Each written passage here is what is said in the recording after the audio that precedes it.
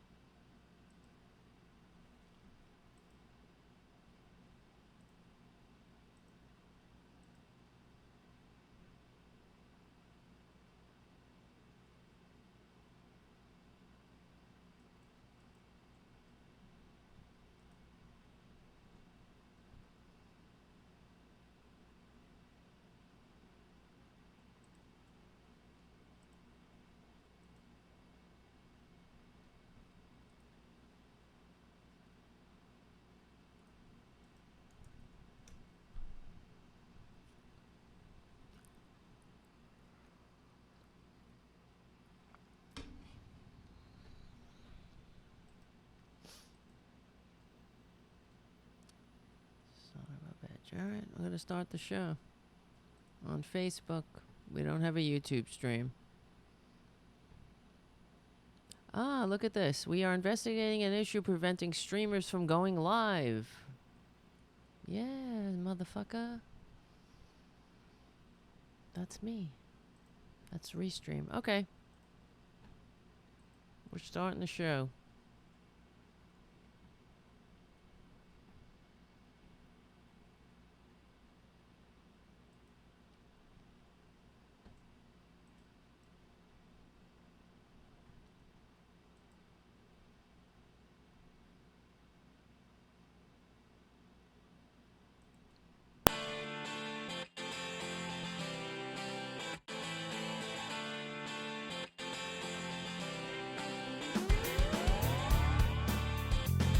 RDTDaily.com presents a Tarabuster with comedian Tara Devlin.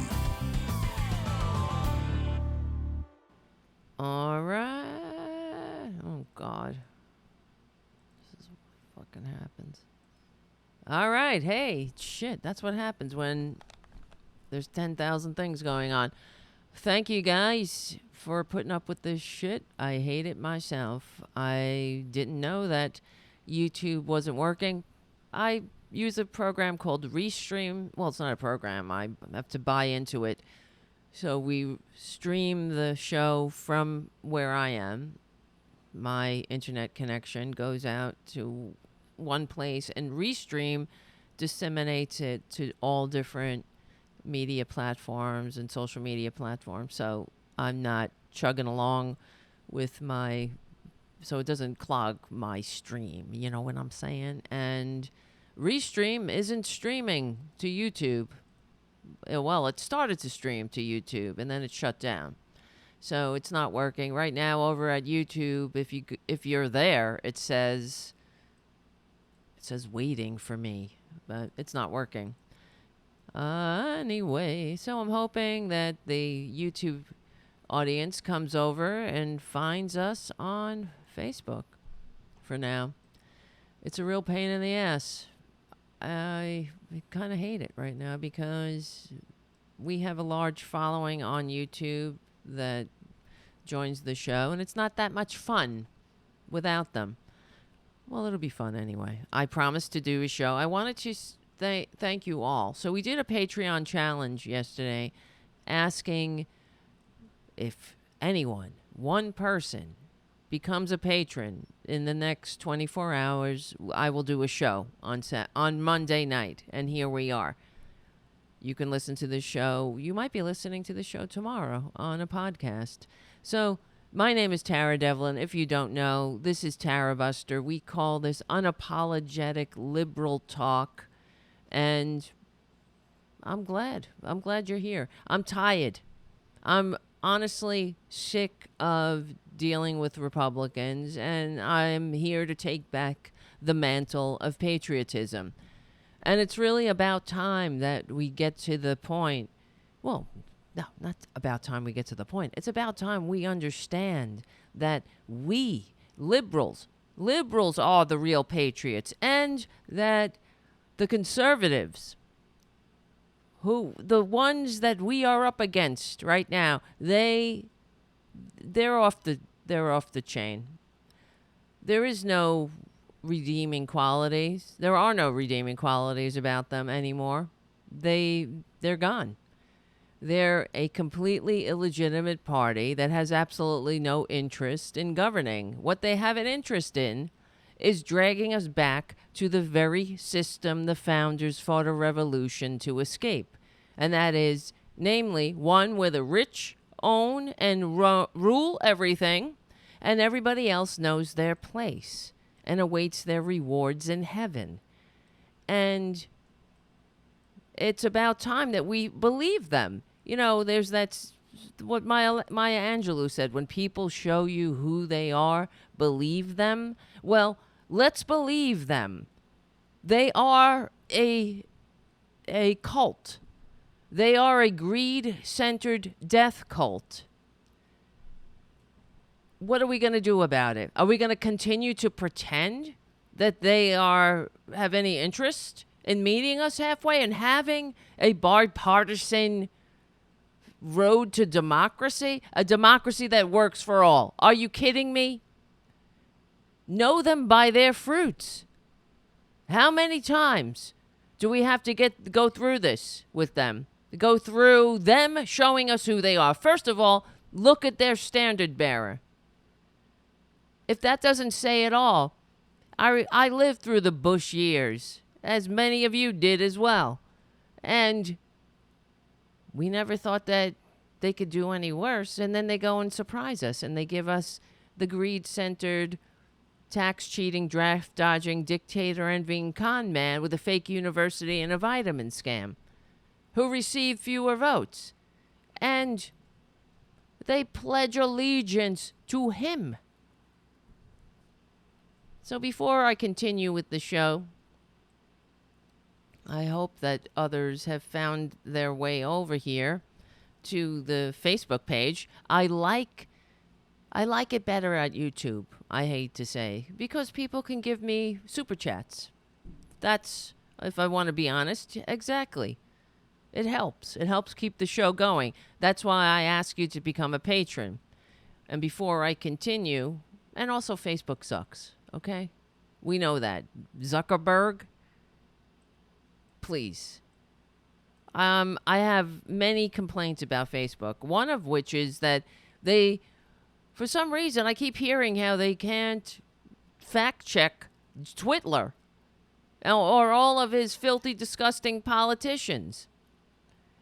All of his enablers. They can't fact check them, but they fact check my site, RDT Daily. They have Tucker Carlson's fact checking some bullshit that he started that pretends to fact check, and they give us checks, and well, they don't give us checks. They hit us with fake news. When, for example, we got hit with fake news because, and then they put you in, they suspend you. You're not able to monetize your site. Not that we can anyway. On Facebook, I have 150,000 followers on Facebook at the RDT Daily Facebook page. You would think that would just mean something as far as money, right? Like we could be able to reach people. We'd have subscribers and whatnot. No.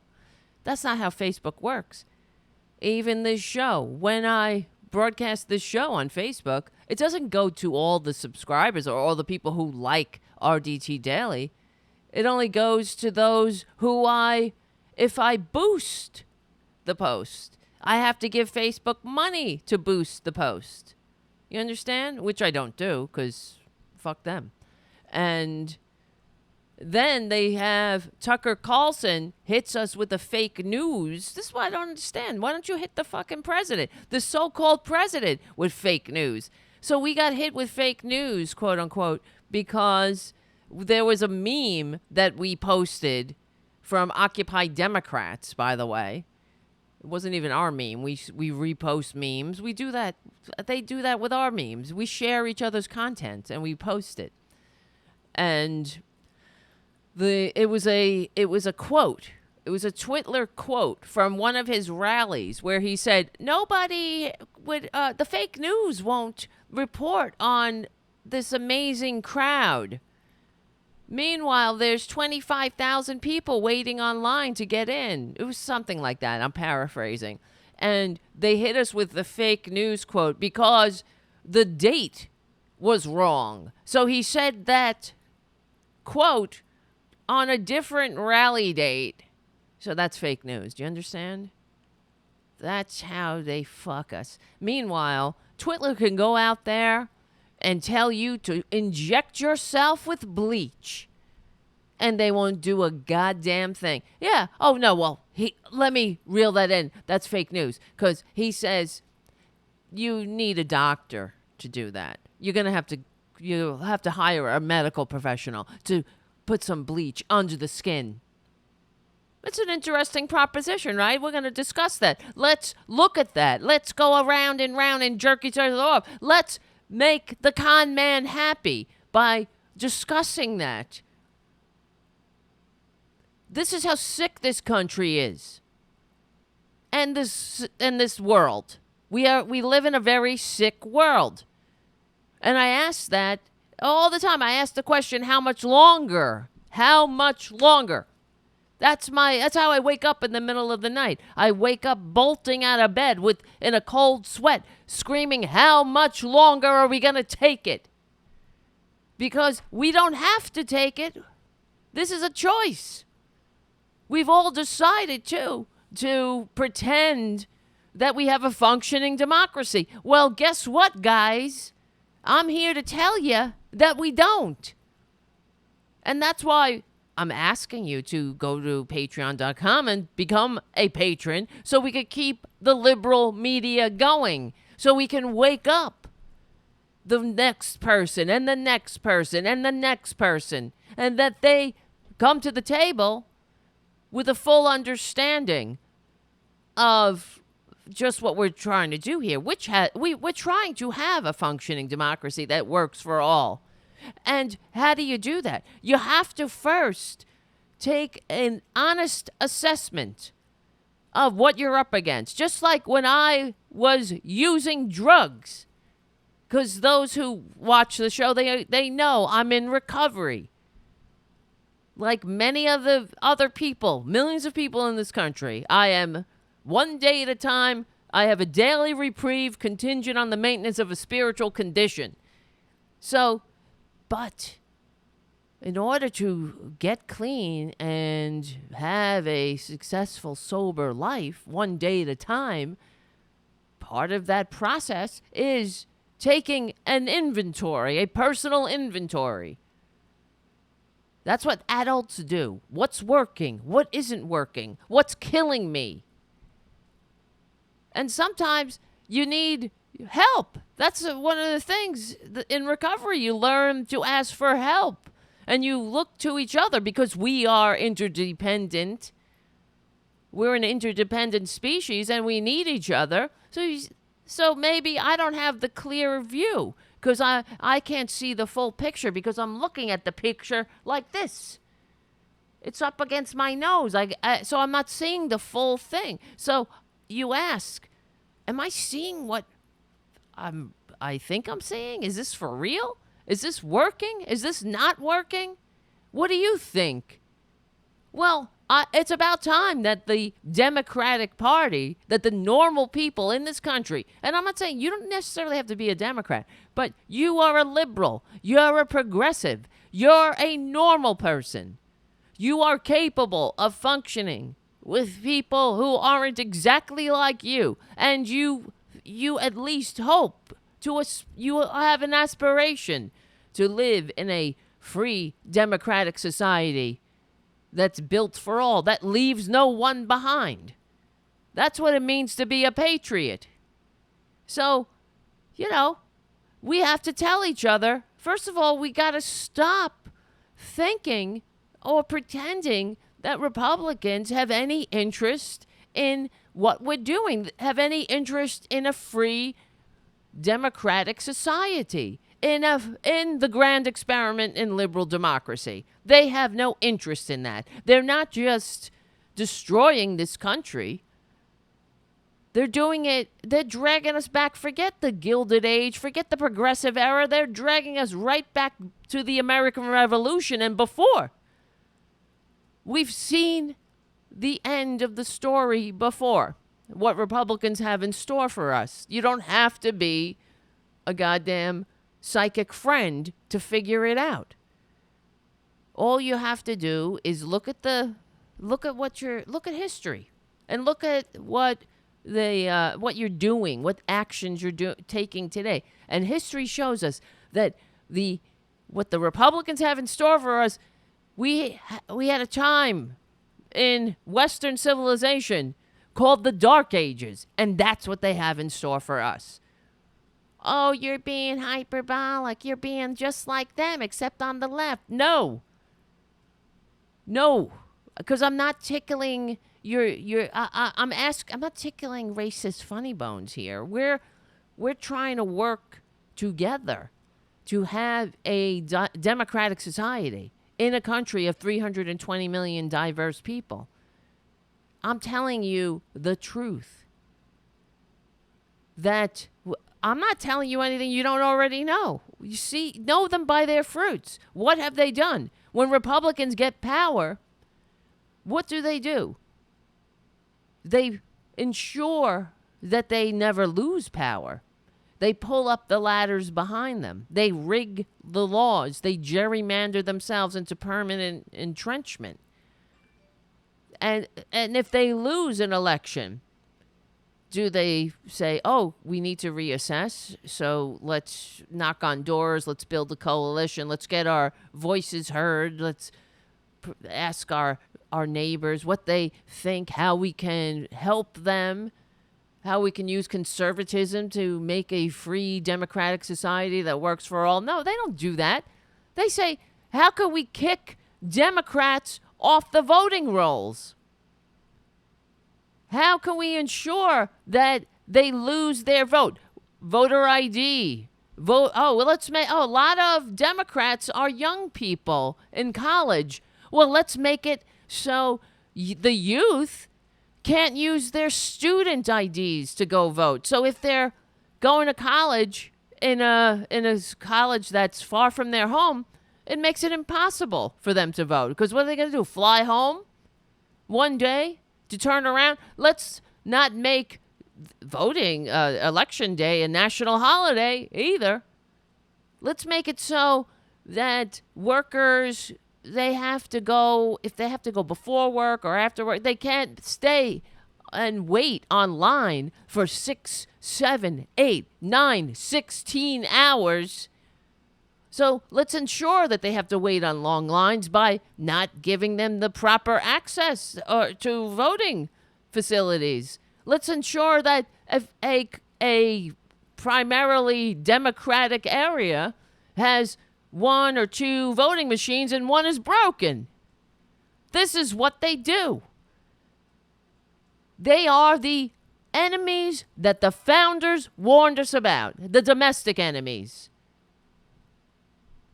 They're still fighting the American Revolution. They hate this country, and they try to throw you off the trail with all their ugly fashion choices. The stupid red, white, and blue shirts. The idiots, they're eagles all over the fucking place. Don't be fooled. I see that a lot of you guys have found your way over to Facebook. I'm glad you're here. I know. Gup on Twitch. I could see the Twitch chats. Says, Bezos owns Twitch. Zuck owns Facebook. Google, YouTube. We can't win. LOL. What's Rockfin? Is a billionaire free zone. What's Rockfin? Is that a new thing that I have to join? There's too many things to have to join all the time. That's one thing about doing this. Constantly have to join different media, different social media. It's really exhausting. And half of that, they all suck. Before I continue, I don't know if this got cut off, but I want to say it again, that this show today is brought to you by a new patron. So we have a Patreon challenge. Every day we get a new patron, we're going to do a show. All right? I do these shows. I want to thank you, too. Tonight's show is brought to us by Brendan Pierce. He became a patron. I sent out an email on our email list, and Brendan took up the mantle. He became a patron. He took the extra step. We also received a very generous... Where's my phone? I thought maybe the cat stole my phone or something. He was calling 911 on me. Because he wanted more treats. That's why. He was going to call in the cops. But we also received... So you can also, if you don't want to become a patron, which I know that some people don't want to be patrons because... Well, I know that Jude Morford, she is also a good friend and supporter. She's had trouble becoming a patron. She wasn't able... It didn't accept her credit card or something for some reason. And her debit card. And we tried. I tried to do it as well. I tried to help her, and we wouldn't go through. So, I don't know why, but she supports the show. There are many ways to support the show, but of course, if you can become a patron, that helps us because we need to keep going. We need to grow, and we need to keep going and growing because we're up against the big billionaire corporate media that pays the billionaires who pay the billionaires to tell you and me to go back to sleep, to not worry about it, that the best we can do is nothing, incremental change, which when you're living in a country that is the least upwardly mobile with the widest income gap of all of our Western partners, Incremental change is not going to cut it. So the corporate media who tells us that they, for example, you don't want to give up your, I don't want to go crazy again, but you love your private health insurance, that no one wants to give it up, because even if that means the 85 million Americans who have nothing or next to nothing will finally have health care because you got yours. This is the biggest ruse that gets me insane, and also why I do a show, and why what we talk about here is so important. Because we have to get to the point when somebody, some so-called fake-ass liberal on some corporate media, so-called liberal network, MSNBC, which is not liberal. Come on, it's corporatist. It's just a little less racist, overtly. But when they get on their high horses about how everybody loves their private health insurance, that is nothing but a health insurance racket talking point. And what they're telling you is that you and I, we the people, forget e pluribus unum, our primary purpose is to say, I got mine, Jack. That's what it means to be an American. We're supposed to, I thought we were in this together. Oh, no. Not if it comes down to the unholy dollar for a few. Then you got yours, buddy.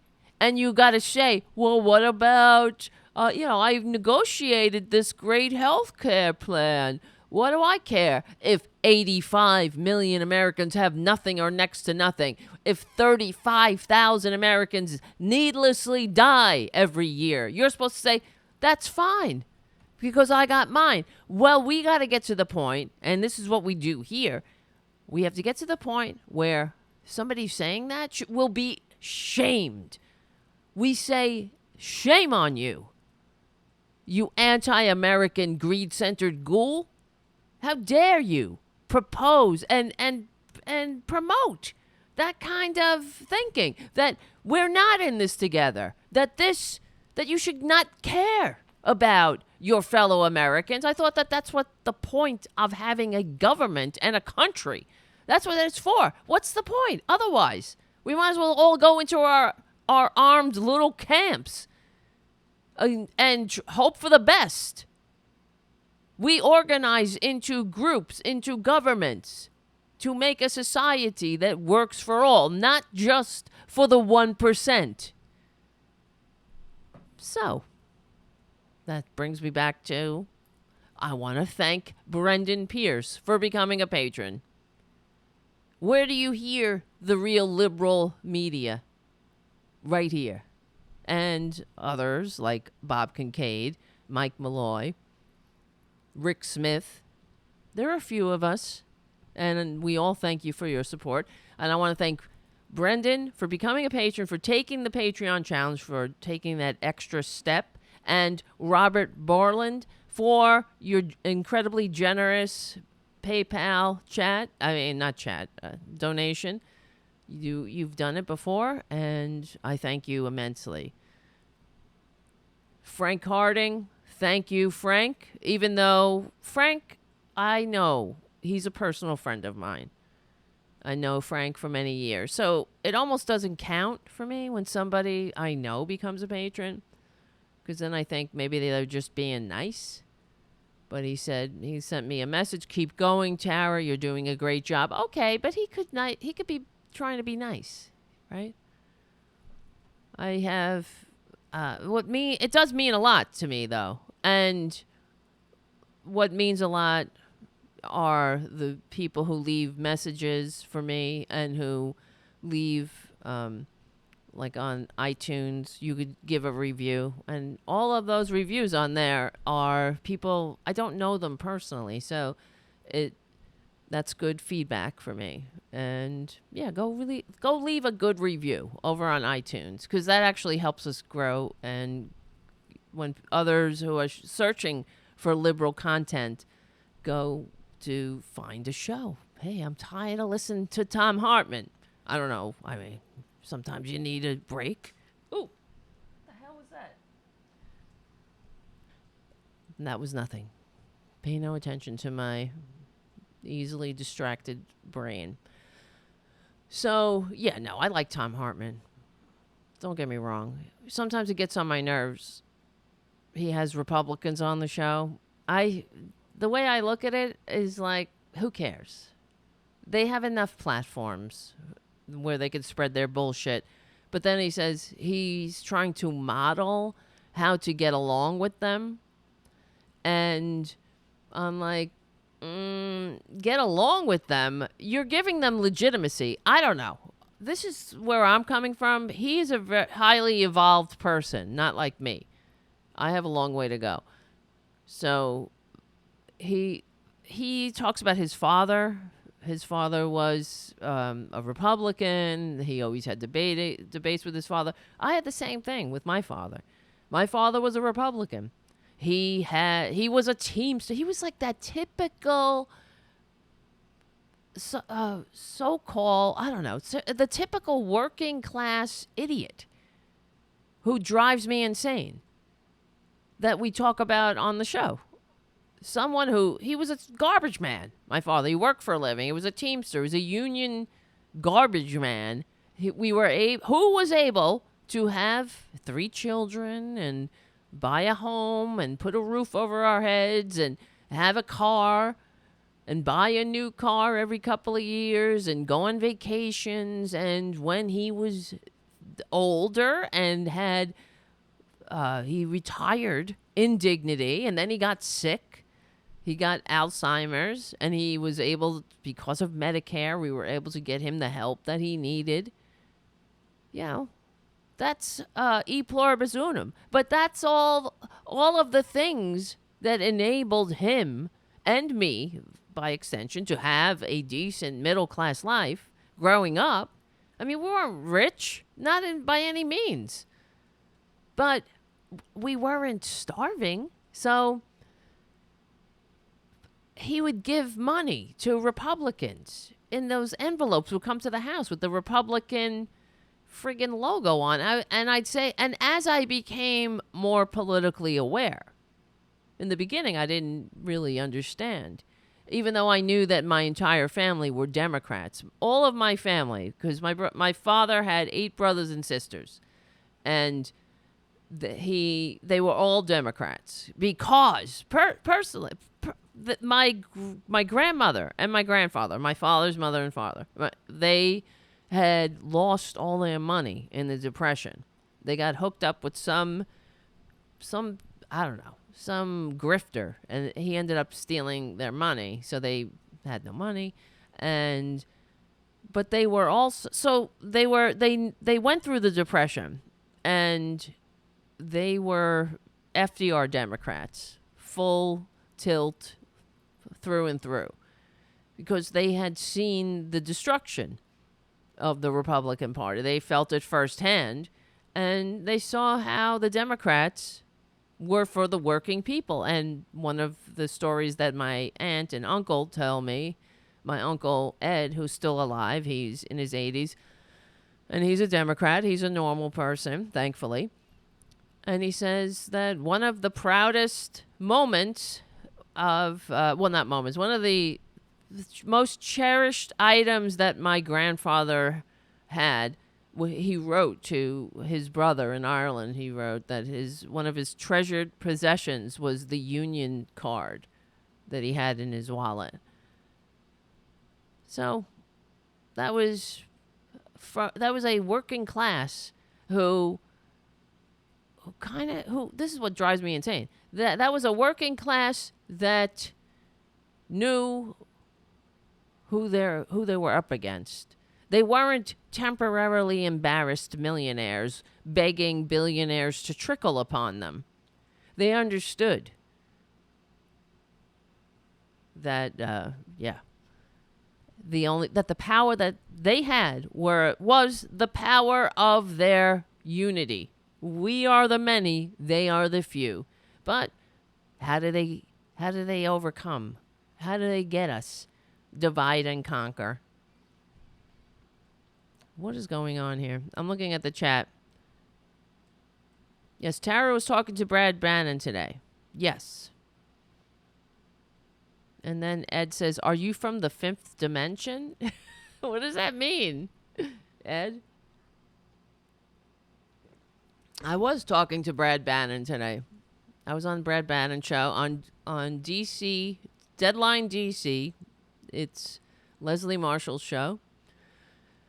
And I was on with Brad Bannon and Mark Grimaldi, and it was good. We had a good conversation, and it's so before YouTube shut me down or restream. I don't know. I guess it's restream. Let me go over to see if it's actually going out. Nope, it's still sending data. That means it's not working. So, but one of the questions before YouTube, we realized that YouTube shut us down or restream, whatever. Why do I keep saying that? Brad, I like talking with Brad and Mark, but Brad, he was asking one of the questions we spoke about. He was asking, what do you think about getting rid of the filibuster if the Democrats take control of the Senate? And I'm like, yeah, okay, let's get rid of it. Well, here's the thing, though. Let's stop pretending that the Republicans have any interest in having a functioning government or a society. Let's stop pretending that they have any interest in governing. They don't. They are... So to say, should we get rid of the filibuster? Yeah, let's get rid of it because they have corrupted the entire country, the entire system. They don't want a functioning society and government. They like it like this. This is the point. You don't get here by accident. This doesn't happen by accident, guys. Let's get real. And let's get to the point, and this is why I say we all have to understand the reality. One of the things that is screwed up about this country is that we don't, and you realize it now too, that we don't have a common definition of what it means to be an American, what it means to be a patriot. We don't have a common story. We don't have a common history. They have revised history. All of those things are necessary to have a functioning society. You have to agree on reality. You have to agree on certain truths. I'm not saying you have to agree on everything because you're entitled to your opinions, of course, but not your facts, not your own goddamn facts. So, what are we up against with these Republicans? They are completely, it's upside down world with them. For example, let's look at, I'm sure you might have seen. Let's see here. Where's my videos? Unbelievable. Oh, man, did I not take this video? I bet you I didn't. I can play it off of YouTube, though. I thought I did. I was going to play... The fuck is it? Bing, bong, boom. Bing, bong, boom.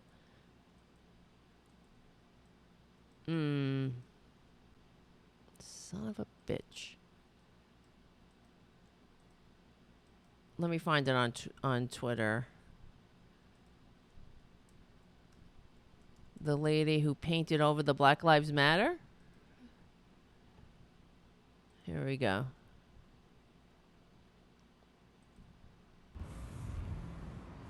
What is wrong with you? You hear this lady here? We're sick of this narrative. That's what's wrong. Yeah, the narrative. We're sick of this narrative. The narrative of oppression, the narrative of racism. It's a lie. It's a lie. It's a lie. This is racism is what it is. That's what it is. There is no oppression. There is no racism. It's a leftist lie. Are you serious? It's a lie from the media, the liberal left. No, but you can be. Oops, wrong page. Sorry. He's a shit in fucking New York. This is not happening in my town. And look at the way they're all dressed. Trump, red, white, and blue shirts, red fucking flags everywhere. This isn't happening in my town.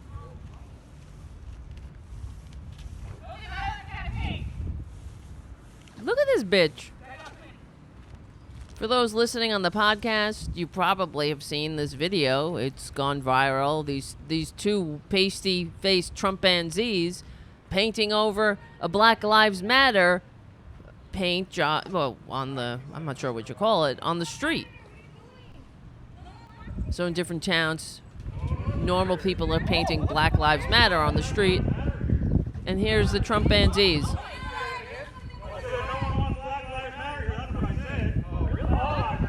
All lives matter. Look at these assholes. Look to keep America great again, that's right. Why don't you guys learn about history? The Emancipation Proclamation Act. What? Yeah, that's right. Abraham Lincoln. You're only free because of our You're only free because of our forefathers, forefathers. this fucking white piece of shit says. Why do they have to be white constantly? All these ignoramuses. Embarrassing us. Constantly. You're only free because of our forefathers? Well, let's rewind it a little bit. You're who has to free? They're the ones who enslaved people. You're only free because of our forefathers. F you. Learn history, he says.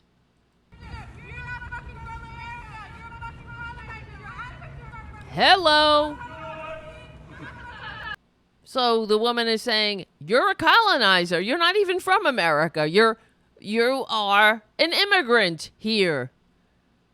You tedious morons. These people, they make the world a worse place to live. And I don't understand. How stupid is epidemic in the Republican Party? Here's another one. I'm sure you saw this lady. Let's see, the Rolex lady. Masks. Rolex. Oh, I spelled it wrong. Rolex Karen is coming up. I've been looking forward to Whoops. Wait. this shit all my fucking life. So, Look how gross they are. Target? They offer nothing to humanity. And here you go. Here's Exhibit Z-53,000,122. I'm not playing any more fucking game. This shit's fucking over. This shit's all fucking over. This shit's fucking over. I thought they liked private property so much. This shit's over. This shit's over. This shit's over. This shit's over. This shit's over. Yay! This shit's over. Woo! Yay! So this shit, Wow. get all this shit off my car. I don't Now- want that shit. I don't want any of that shit. Get that shit out of here. Let's imagine this was a black person doing this. What do you think would happen? They'd be tackled by 10 cops. But they just let this person, excuse me, ma'am. Fuck, no. Fuck this shit. Fuck this shit. No, I'm not doing it. I'm not doing it. I'm not doing it. No, I'm not doing it. We don't want any of this anymore. This is over. No. No. Do you? Why? Why? You let everybody else do it. You let everybody else do it. Why I can't do it? Because I'm a blonde white woman? Fucking wearing a fucking $40,000 fucking Rolex? I don't have the fucking right to fuck shit up. I'm fucking... Finally, we meet the end of the... Oh, they cut it off. Let's see. This shit's over. This shit's over. This shit's over. This shit's over. This shit. Fuck this shit. No. No. Excuse Do me, you? Why? ma'am. Why? You let everybody else do it. You let everybody else do it. Why I can't do it? Because I'm a blonde white woman? Fucking wearing a fucking $40,000 fucking fucking Rolex. I don't have the fucking. It's mental illness. This is what the Republicans have created. And that's why I say they hate this country, because they're tickling the mental illness of the easily led. And one of the marks of a decaying society is when that society is wedded. I'm trying to remember. Oh, not remember. Or trying to word it properly. It's not. When that society is awash in conspiracy theories. There's mistrust, paranoia, and this is no longer the fringe. It's in the halls of power. We have the number one QAnon asshole squatting in the White House. And whether he believes it or not, he might actually believe what he says. That, for example, Hillary Clinton and whoever, they're running a pedophile ring out of a pizzeria. He might believe some of the things he says because he's a moron. But even if he doesn't, I'm being generous saying he believes it. I don't think so. I think he does it deliberately because he doesn't care. He needs the American people angry, divided, confused, fighting amongst each other. Not one half, a minority of morons screaming about masks.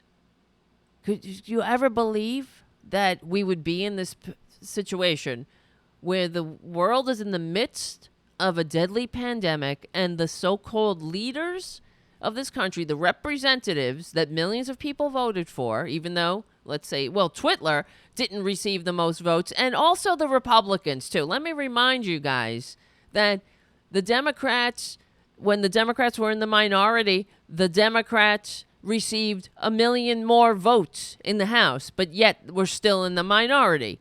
When the Senate, during the 2015, the Senate elections, Democrats received 20 million more votes than Republicans, and they were still in the minority. This is why I say 1,000 times, repeatedly, we have to get this out into the public consciousness. Republicans are the enemies that the founders warned us about. They hate democracy. They have no interest in democracy. And they are unleashing the bats out of the fucking belfry. They're unleashing their morons. There used to be a time where the conspiracy theorists were on the fringe. Now they're running for office. Now they're winning office. It's really concerning. Here's what Kayleigh McEnany, whatever the heck her name is, says about what the rest of the world thinks of us. Do you think the world is looking at the United States right now? I think the world is looking at us as a leader in COVID-19, because the chart I showed you where you have mortality rate in Italy and UK up here and across Europe, and you have the United States at a low case mortality rate, it's because of the extraordinary work that we've done on therapeutics and getting PPE and leading on ventilators and having excess ventilators that we were able to deploy around the world and help other countries. So that's what I would have to say on COVID. Are you insane? The world is looking at us. We're not allowed to travel to the rest of the world. The world doesn't want us discussing our disgusting germs because we're disgusting. The world is looking at us as a leader. No, they're looking at us as a case of warning. As scared straight. Don't let this happen to your democracy. And Putin is sitting there laughing his ass off. He's getting everything that he ever dreamed, and then some. Destroying democracy? Having somebody who's doing his bidding? So easily manipulated and easily led? Who could have imagined? It was so easy to tickle the fissures of disunity and destroy this country from within. You have the people of this country fall for all the psyops. You know that's what they're doing. I talk about it because you could use this as well. Bot Sentinel. Go to Bot Sentinel. Let me show you. Oh, it's not showing my screen. Hold on. BotSentinel.com. It shows you what's trending. Let's see what's trending right now. Trending topics. Top hashtags. Benghazi ain't going away. What do you think? Trump 2020, Benghazi, QAnon, Obamagate. These are the top trending hashtags. MAGA. Are you kidding me?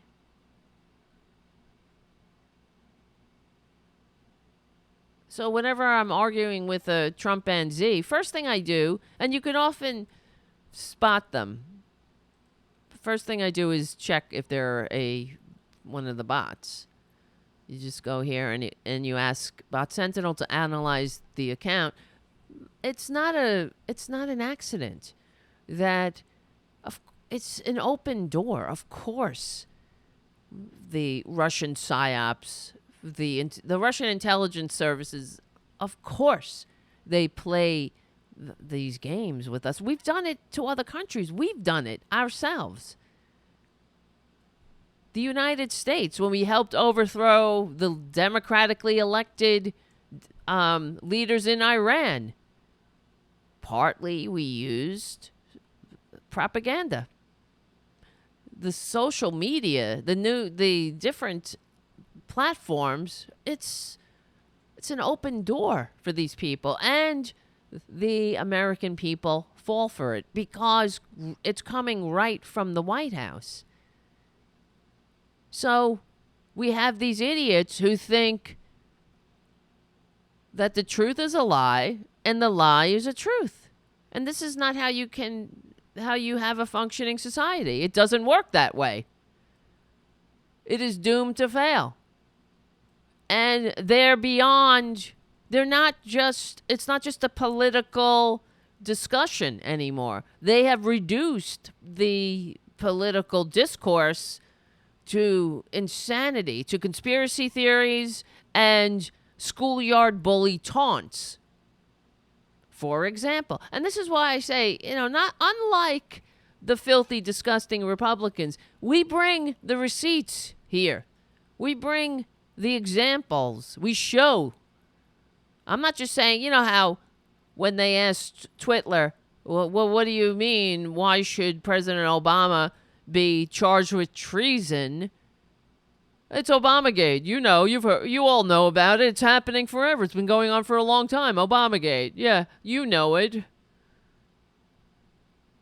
Okay, yeah. What are you talking about? Everyone knows it. Don't you know it? It's happening all the time. Obamagate, Obamagate, Obamagate. Say Obamagate 3 times in the mirror and Obamagate appears. Everyone knows that. But we tell you. We show you the examples. I'm not just saying. I wish I was wrong, frankly. The discourse, they have reduced political discourse to a schoolyard bully taunt. They can't even say the name of the Democratic Party. They say the Democrat Party. And everybody lets them get away with it. That's insanity. Why do you let them get away with it? Why doesn't one of those crack White House press corps members get up and say, it's the fucking Democratic Party, you disgusting America-hating fascist Nazi mouthpiece? Why doesn't one of them say that? If they did, we would know this country is back on the right track. It's called Democratic Party. So it's not the Democrat governors or the Democrat policies. No. It's Democratic. governors. Democratic, because it's the Democratic Party. You fucking disgusting, America-hating monsters, Nazis, ghouls, grifters, and wastes of human DNA. All of you. For Christ's sakes. Really. The least you can do is call somebody by their name. That is the least respect you can give somebody. What kind of respect is that? They have no respect for this country. That's what it boils down to. They have no interest in living in a free democratic society. They want to live in an autocracy, an oligarchy. That's what an autocracy is. You'll have your Twitler at the top, your rich con man, and then they'll bestow some jobs and money on all his pals. They'll have all the great tracks. It doesn't matter if they are worthy or not. They'll have the inside track for everything. And there'll be a legislature to write rules and laws to ensure that the grift continues and that the little people got nothing. And every now and then the little people will rise up. There'll be something, and they'll they'll trickle something. Something will be trickled upon. Or every now and then, well, it won't be much. Trust me. It's never. And that's why we are where we are. Because for 40 years it's been going on. And they've been throwing subsidies at bleeding. It's like Band-Aids on bleeding arteries. But the point is to keep the people from ultimately rising up. But you also to keep the people divided. Keep them stupid. Keep them racist. Ensure that there's no Truth and Reconciliation Commission here in the United States of serfs and lords. No way. They can't afford it. They can't afford the American people getting together and having some kind of healing. That's why they won't recognize Black Lives Matter, because that brings us dangerously close to having some kind of unity. So they'll say all lives matter, when I wish all lives matter. I wish. Because if all lives matter, we wouldn't have to say Black Lives Matter. But that's too much. That's too much knowledge. And they think all lives matter. Please, give me a break. If all lives matter, we wouldn't be living in a country where you can needlessly die without health care. If all lives matter, we wouldn't have to hold, we wouldn't have to find a billionaire benefactor or a millionaire benefactor to fund our schools. Your schools, every school would just be funded through the general fund, because that's what we're doing here in a civilized country. We pay our taxes. Those taxes are distributed equitably and equally among the communities. One of the things that we fund is education. And you don't have to, it's not funded out of property taxes. It's funded out of the general fund. So all the schools, regardless of neighborhood, are equally great. They have all the same supplies, the same access to materials and school teachers and education and after-school programs. Because that's what you do in a civilized society that works for all. But you can't have that in a country that is run by grifters who, when they see nut jobs running around in Florida, getting up there screaming, I'm not gonna be muzzled like a mad dog. And you better read the truth. They see some old man losing his mind, acting like a nut job. We might laugh and say, wow, that guy's nuts. But it's an example of how far we've fallen. And exactly, we didn't create that. I didn't make that. You didn't make that. The Republican establishment made that. They did that. GOP TV, otherwise known as Fox News. GOP TV was proposed by Roger Ailes to Nixon in the 50s. Here we are. The propaganda, the fascist, the right-wing propaganda networks made that. The same Rush Limbaugh that received the Medal of fucking Freedom. And if that doesn't just denigrate the Medal of Freedom, what does? He receives a Medal of Freedom for spreading lies, for spreading hate, disunity, confusion, conspiracy theories. That's somebody in a sane world who would be in prison. Or at least not on the air. That's for sure. What sane society gives a Rush Limbaugh a Medal of Freedom?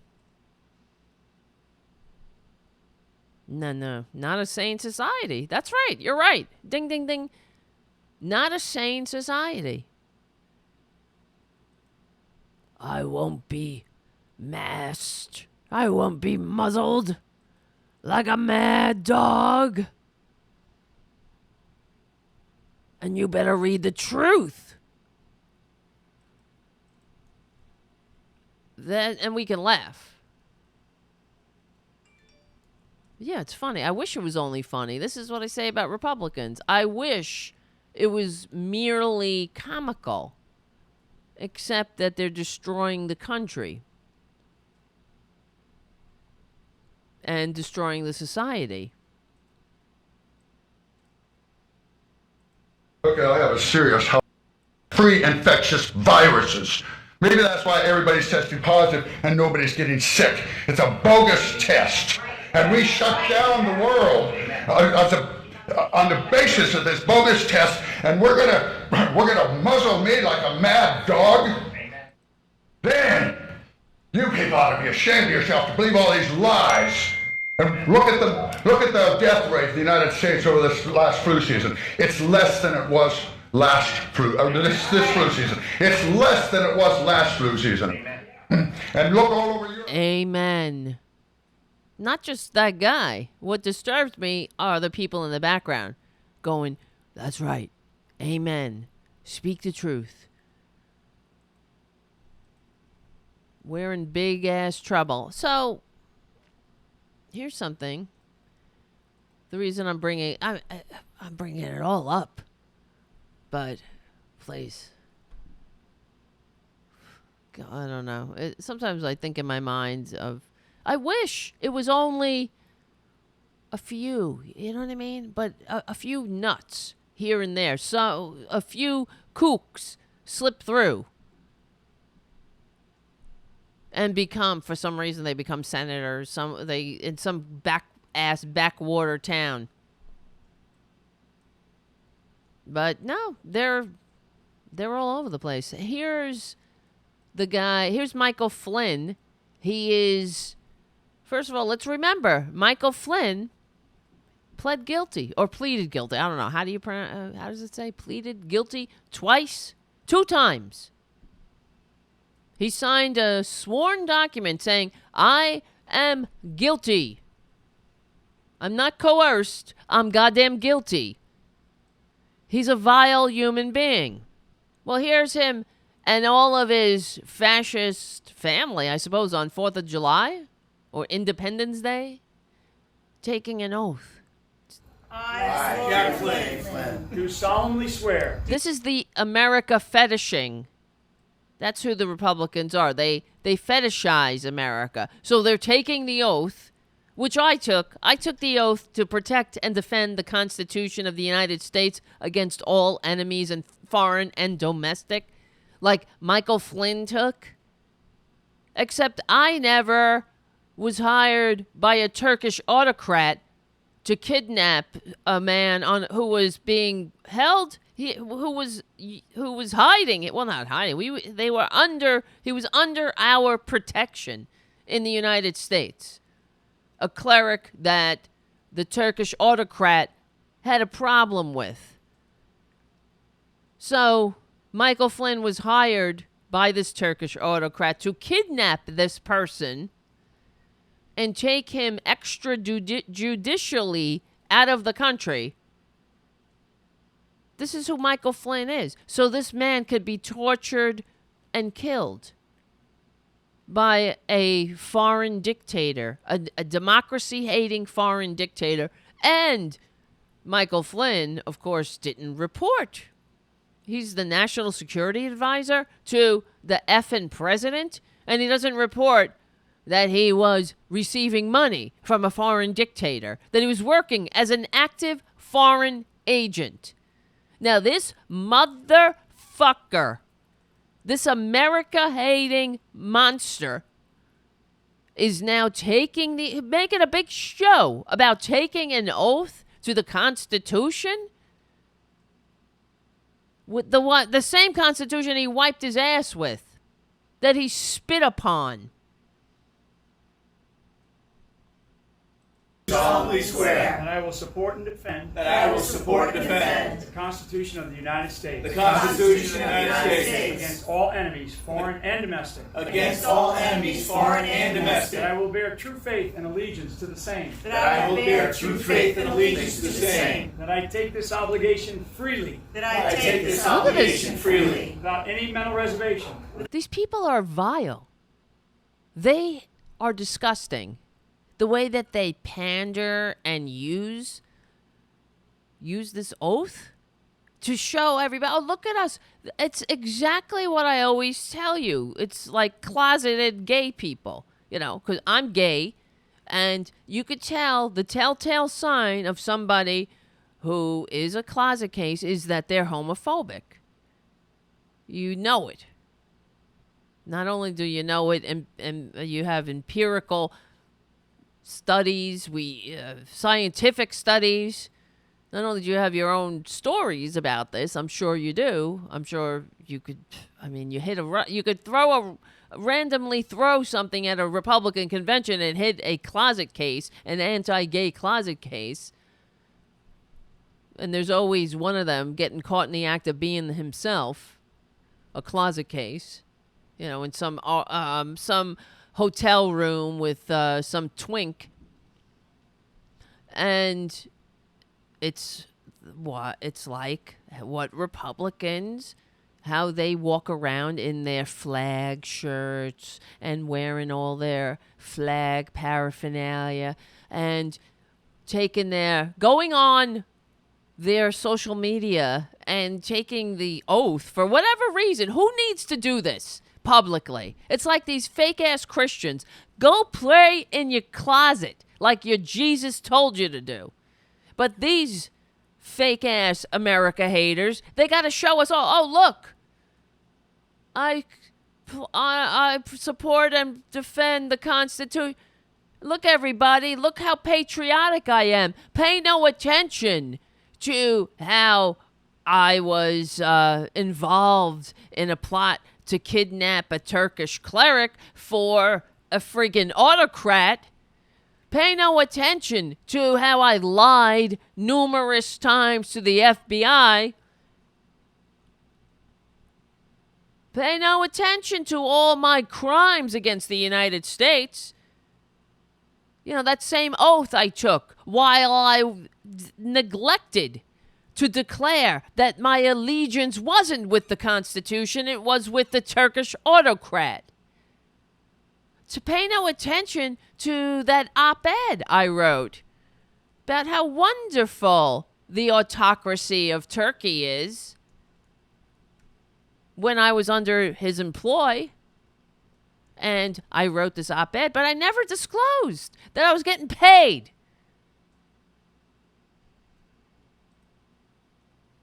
Any mental reservation or purpose of evasion. or purpose of evasion. and that I will well and faithfully discharge the duties of the office on which I am about to enter. Son of a... What office? What office are you about to enter, you bunch of pasty fat people with your USA shirts? I support General Flynn shirt? What office are you about to take? Oh, it's just the office of idiocy. The pandering platoon. That's how you could tell they hate this country. They're surrounded by flags and all kinds of red, white, and blue pins, made in China, American flag, lapel pins. They can't get enough. Taking oaths in front of people. Meanwhile, here's Michael Flynn. Our ally, Turkey, is in crisis and needs our support. Here's an article from 2016. It's fair to say that most Americans don't know exactly what to make of our ally, Turkey, these days, as it endures a prolonged political crisis that challenges its long-term stability. The U.S. media is doing a bang-up job of reporting that Erdogan's government cracked down on dissidents, but it's not putting it in perspective. You see, it's being so unfair to the anti-democratic foreign dictator who's cracking down on dissidents, meaning imprisoning journalists who are reporting on his abuses of power. We must begin with understanding what Turkey is vital to U.S. interests. Turkey is really our strongest ally against the Islamic State, as well as a source of stability in the region. It provides badly needed cooperation with U.S. military operations, but that stinking Obama administration is keeping Erdogan's government at arm's length. Why would they do something like that when I'm getting paid to write these op-eds? Even though I'm not telling anybody that I'm getting a lot of buku bucks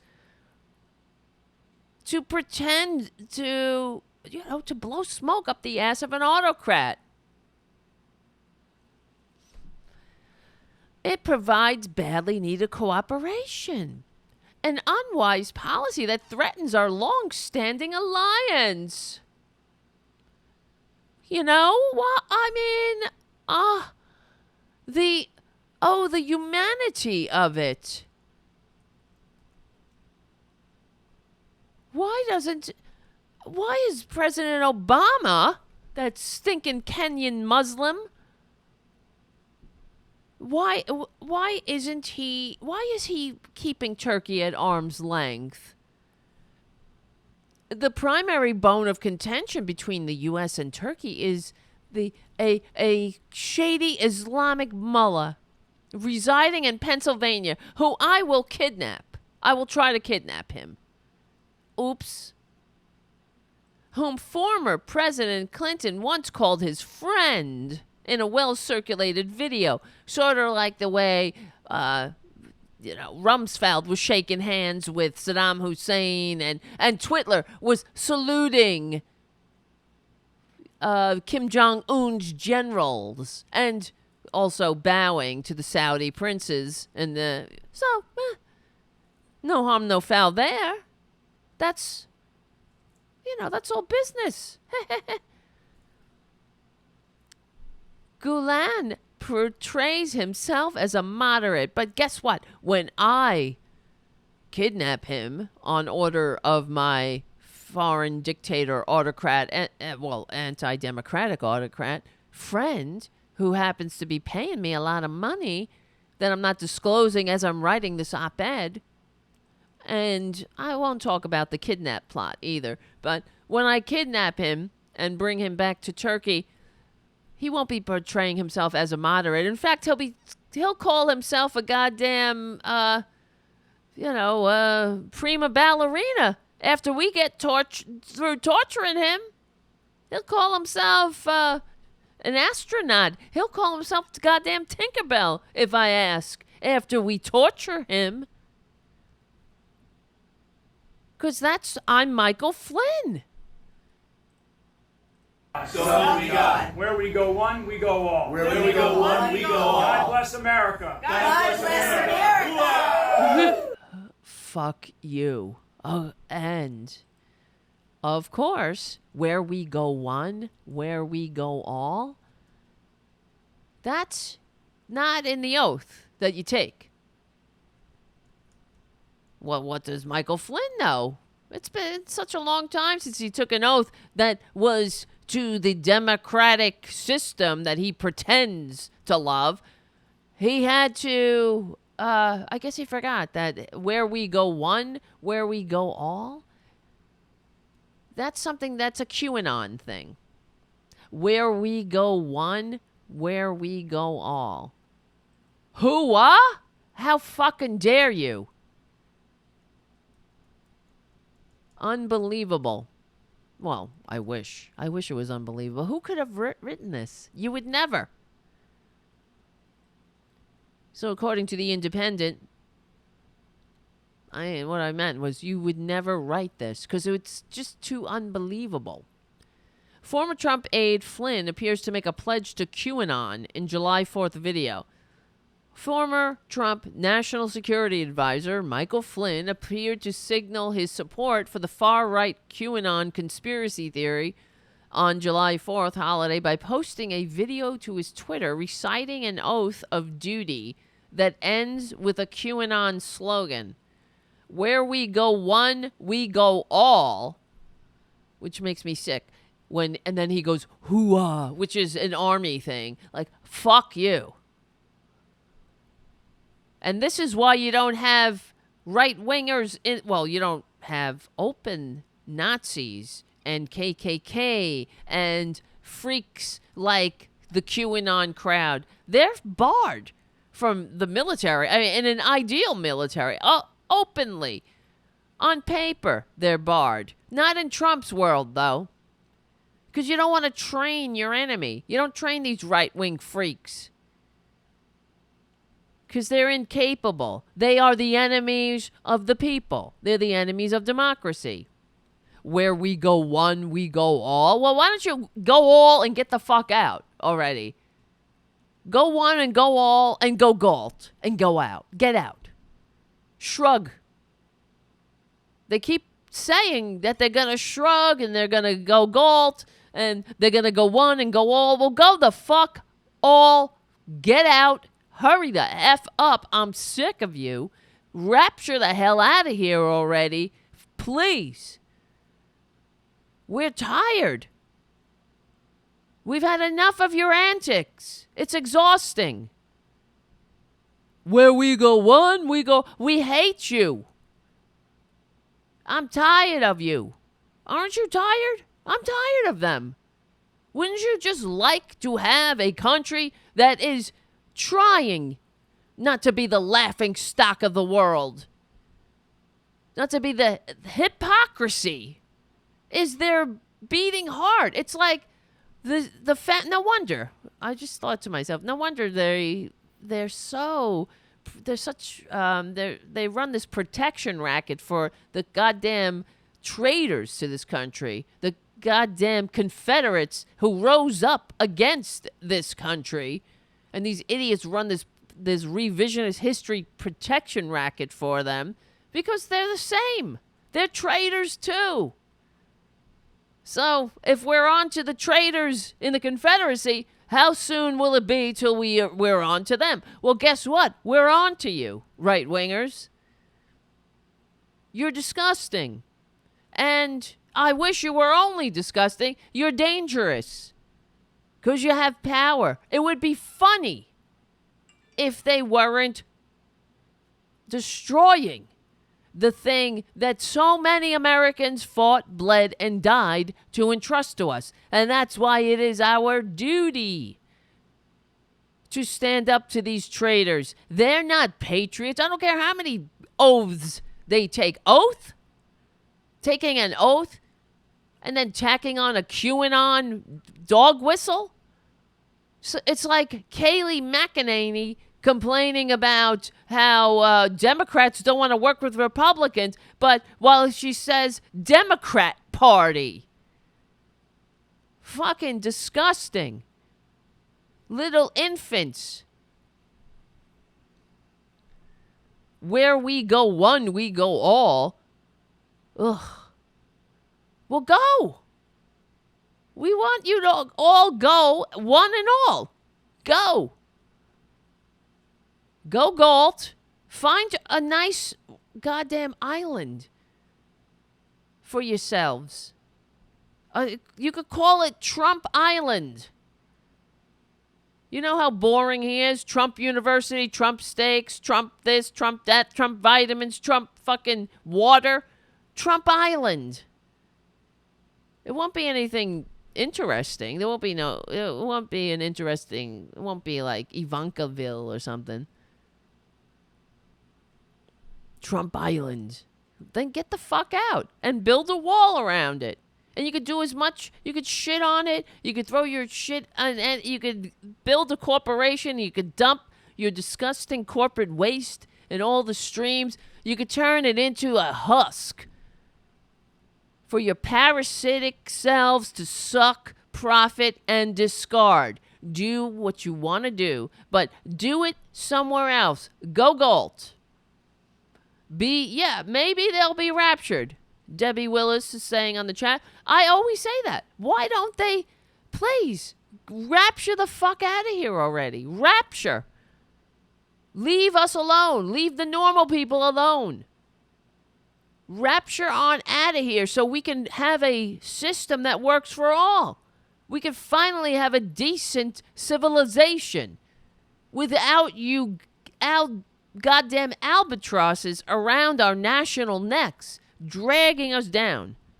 What did we do? This is our penance, guys. It really must be. Because I say, what did we do to deserve this? Well, it is our inability to face our original sins in this country. This is why they're able to inflict this shit on us, because they get it. They, of all that they do, they cannot afford to have us ever heal the fissures of disunity in regard to race, especially. Who's calling me? I'm doing a show.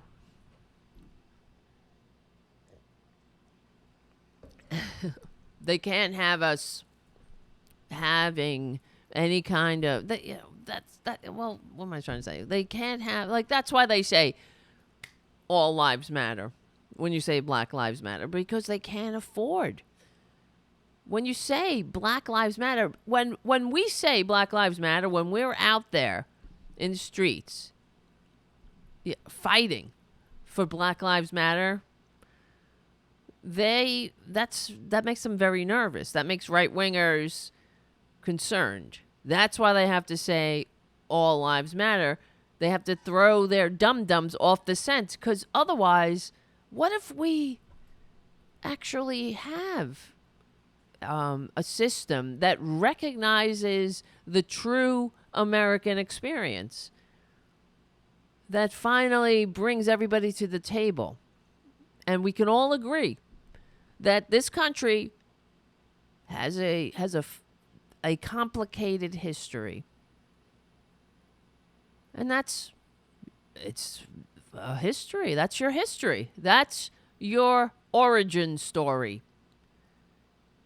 So there's nothing bad about pointing it out. It means you're an adult. Like when we talk about George Washington, okay, he was a great general who they call him the American Cincinnatus because he, like Cincinnatus in ancient Rome, after Cincinnatus, he was a dictator. A dictator was a position in Rome that they would appoint somebody, a dictator, for a period of time, only a short period of time, so they can handle a crisis. And then Cincinnatus, Instead of abusing his dictatorial powers, he was a true Republican in the true small r sense of the word. He went back to his farm after the crisis was over. So they called George Washington the American Cincinnatus because he had an opportunity to become a king. And he went back to his farm. But he didn't say, "I cannot tell a lie" after chopping down a cherry tree. That's not a true story. But what is true is that he owned slaves.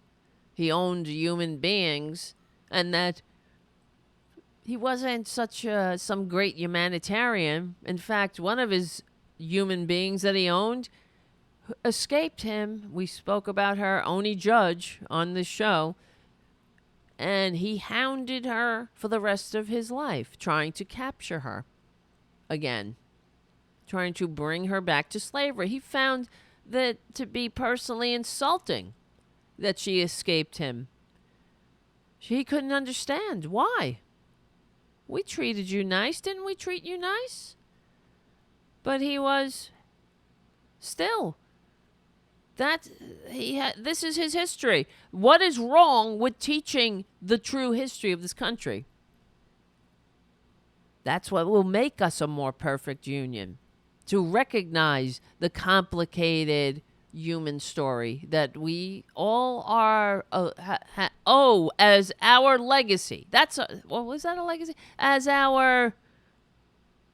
our story. Fucking thing in the back. One of these days, things will work out. Technically, things will work out, right? One of these days. Not today, though. Oh, God. Let me see if Restream it's still sending data over to YouTube. I guess that's a lost cause, sort of like Trumpanzees having a country that works for all, or caring about a country that works for all, or wanting a country that works for all. So this is why when you see Twitler, when you see Michael Flynn, what the fuck just happened there? Whose idea was that? When they were sitting around at the 4th of July barbecue. Let's all get together. You know what will be great? Well, let's put this on our social media. This will really get some liberal tears that we can drink. We'll take the oath of enlistment. To what? What are you enlisting in? QAnon? The army of the stupid? The Trumpanzee army? The Twitler youth? What are you taking an oath to? With your USA shirt and your stupid Trump shirt. Yeah, it won't. It doesn't distract us, though, because we understand, Michael Flynn, you're a traitor. You admitted it twice. You pled guilty. So Twitler let you off? Shame on you for going around and thinking we're all as stupid as the idiots who voted for Twitler. We're in the majority, guys. This is what I want to remind you as well. We are in the majority. They are the minority, a very loud minority that certainly gets a lot of airtime. That's for sure. They're constantly getting on MSNBC and CNN. They got to constantly check in with the morons. Where are you now? What do you think now? What do you think? Are you going to vote for him still? What are you going to do? What are you thinking? What are you doing? It's like, how about we start checking in with the patriots, the real ones? But when I said that, I thought, of course they're never going to do that. The point of corporate media is not to inform. It is to distract. The corporate media is part of the problem. And we only have a corporate media because of the broken system. Deregulated by both sides. Reagan, then Clinton, deregulating the media, then giving us the likes of Rush Limbaugh and Fox News, and on the so-called left, MSNBC. Please. And it's not left. It's corporate. They're not talking about what really needs to happen because they don't want that to happen. And again, all day on corporate media, I kept hearing them say again and again and again about how, well, because now Twitler is running. He gave his 4th of July speech, Salute to America, which is basically he's like this. So, no, he's like this, counting his money. And, sucking on the federal treasury. He's never made a legitimate buck in his life. He is the biggest loser that ever, of all American taxpayers. This is not a disputable thing. This is a fact. So they were saying how Twitler would like us to forget about the coronavirus and think about the economy, because it was such a great economy before Twitler got a hold of it. Well, before the COVID got a hold of it. No, it wasn't. Let me get clear. I'm sorry. I'm not saying it properly, but this was never a good economy. All right, guys? Even before the coronavirus, we weren't in a great economy. Okay, we had low unemployment. Well, if you got to work 3 uniquely American low-paying jobs and still not be able to save $400, and we have an economy where the rich are getting richer and the working class, the middle class, is now below 50% of the population, it was never a good economy. So let's stop playing into their game. Whenever anybody says that, if you say that, then you're playing into their hand. What's a good economy? So when they say, let's get back to normal, what is normal? Normal is 35,000 Americans needlessly dying without health care, without being able to retire. 1/3 of the American people unable to retire. That's not a normal economy. So, well, not a normal economy, excuse me. It's not a successful economy. That's not a good economy. So let's get real. So that's why I'm like, come on. That's why we do a show. Let me see what's going on with Restream, if they said anything. Just weird. It's weird. It's weird. What is going on? Because I tweeted at them that Restream is not connecting. If you are using Stream Now to connect instead of YouTube events, somebody wrote back, then try switching to events. YouTube is doing away with Stream Now. Well, it's too late now. Oh, brother. No, I wasn't using Stream Now. I was using events. Everything is annoying. We got so much more show to do, though. It's really ridiculous. That's why it's like come on.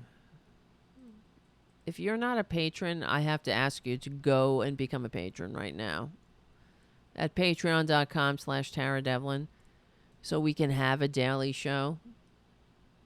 Let's see. Did anybody become a patron during this show? No. No. Absolutely not.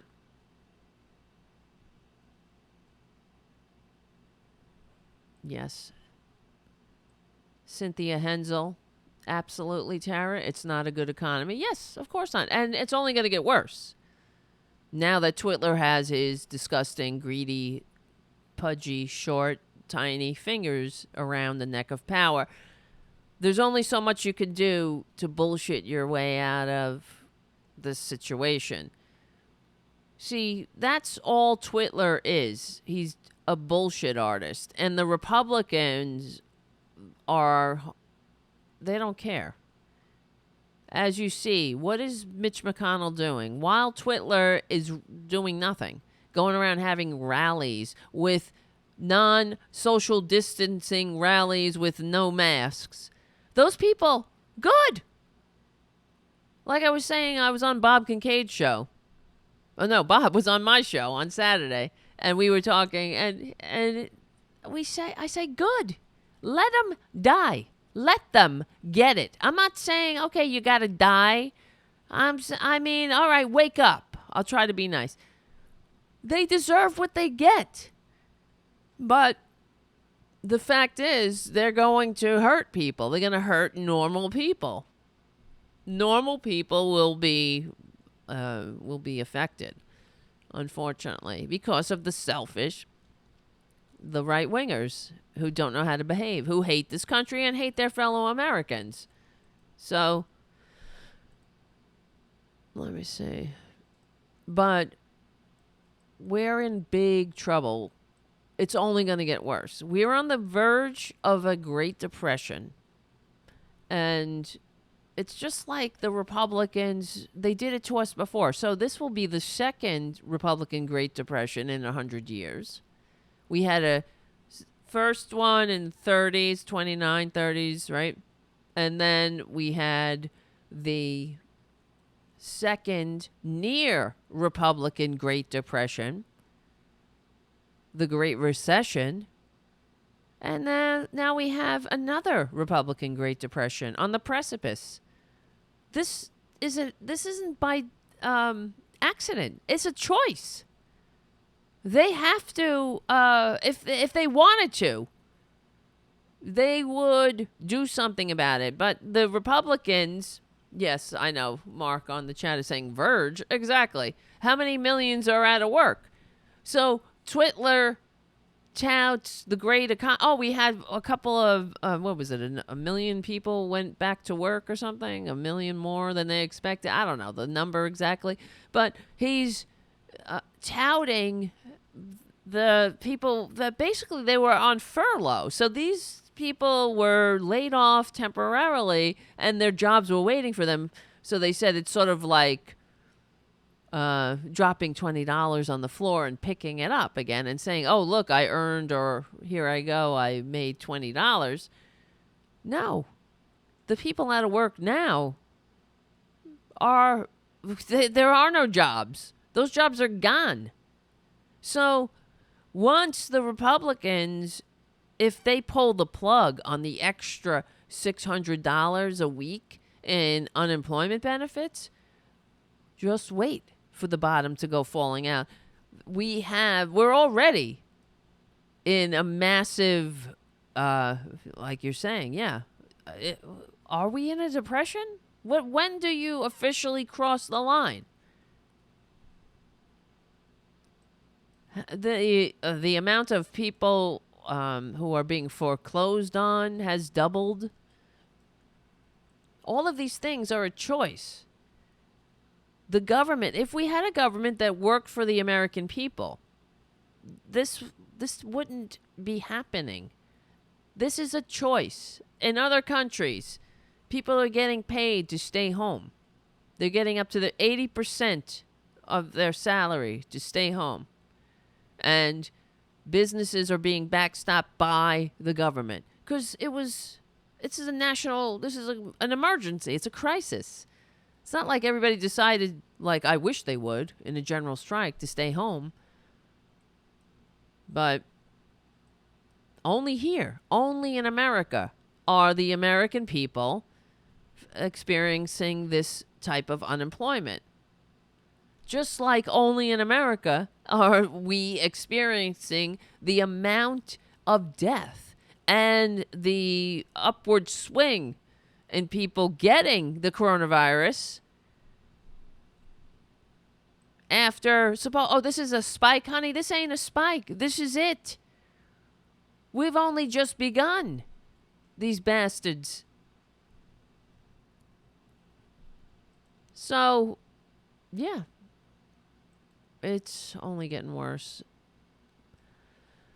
Oh, hi, Tara. Oh, you knocked over my iPad. Tara Jr. Hold on, everybody. Yes, YouTube isn't working for some reason. It's annoying as hell.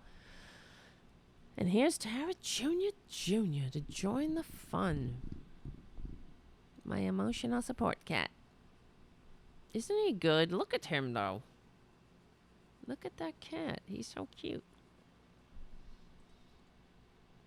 All right, so here's the thing. Conspiracy theory. So we're talking about Michael Flynn, all of these freaks.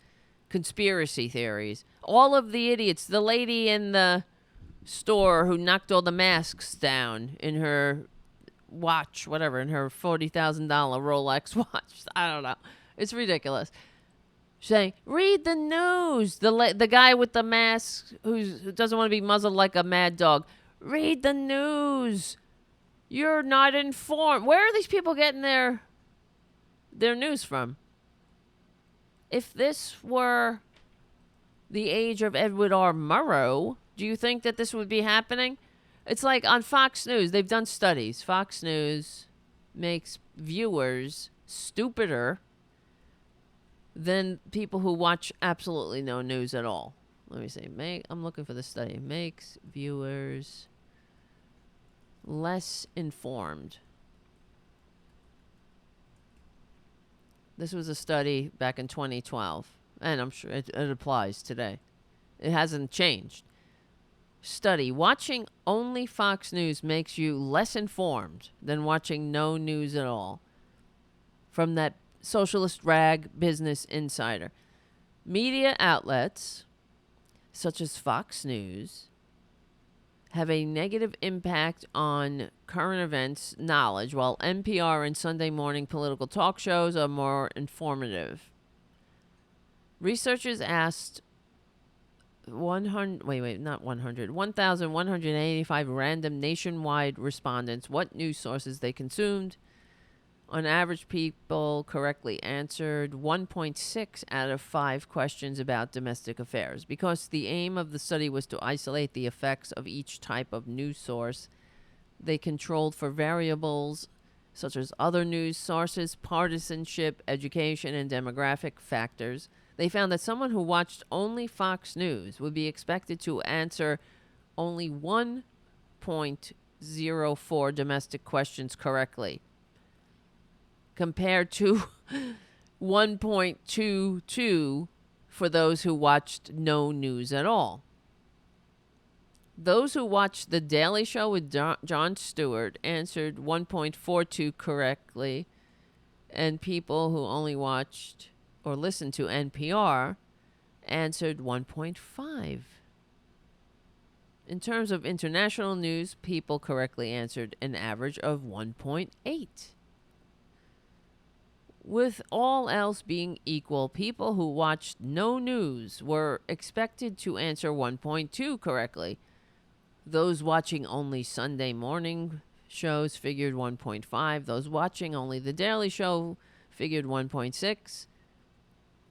Those watching MSNBC were expected to correctly answer 1.2, while only Fox News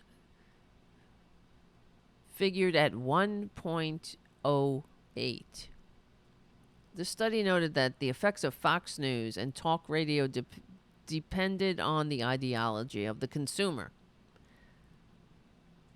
So, thus, those who watched no news, answering questions by guessing or relying on existing knowledge, fared much better than those who watched the most popular 24-hour cable news network, Fox News. So, in the days, I remember when this study came out. So this was in 2012.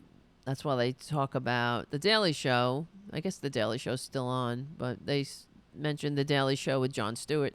So, but if this were the days of Edward R. Murrow and a study came out that said those who watched Edward R. Murrow, or those who watched CBS, let's say, they were less informed than those who watched no news at all. That would be a call for mass firing all through the newsroom. That would be considered a failure. You know what I mean? There would be repercussions for that if it was a legitimate news source. Fox News, if a study comes out that says Fox News viewers are less informed than those who watch no news at all, and nothing happens. In fact, they get promoted. They get another show. They get more money in their contract. They get their contracts extended because propaganda is their business model, not informing the people.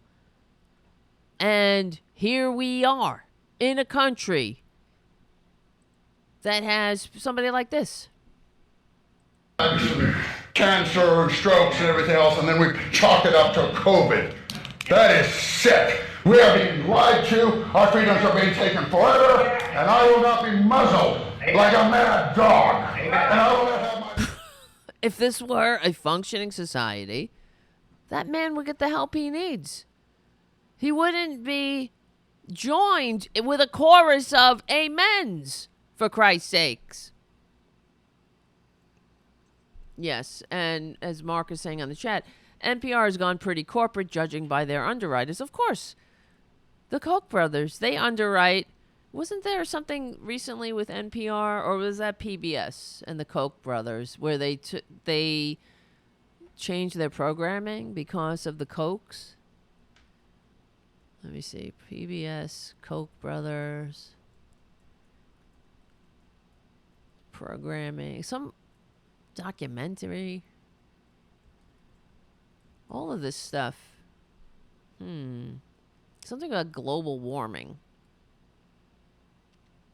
That's right. Global warming, Koch and Nova. 2 brief letters in my mailbox.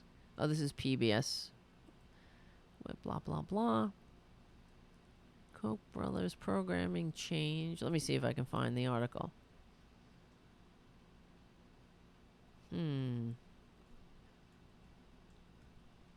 Is it PBS? That doesn't matter. I'm going off on a sidetrack. Does not run documentary. So many things that happened. In your mind, it's all, sometimes it all mixes together. That's why I need an assistant here. Say, hey, look that article up. And that's why I say, hello, become a patron. Please become a patron at patreon.com/TaraDevlin so we can have a real show that has, let's say, someone, not just me, pushing the buttons, but we can really have a show. Of course, we will always have cats at the show, but we will have a show. Okay, here's an article from Time that I thought was relevant. Conspiracy theories might sound crazy, but here's why experts say that we can no longer ignore them. And this is what what I've been saying today. When people show you who they are, believe them. We can no longer laugh at the Republicans. They are destroying this country from within, and the conspiracy theories are a symptom of that. That our fellow Americans are running around like nuts without masks on, screaming about being muzzled like a wild dog or a mad dog, screaming, learn the news, read the news. What the fuck news are you talking about? This is the sign of a dying country. No functioning democracy that works for all has any kind of problem like this. They don't have it.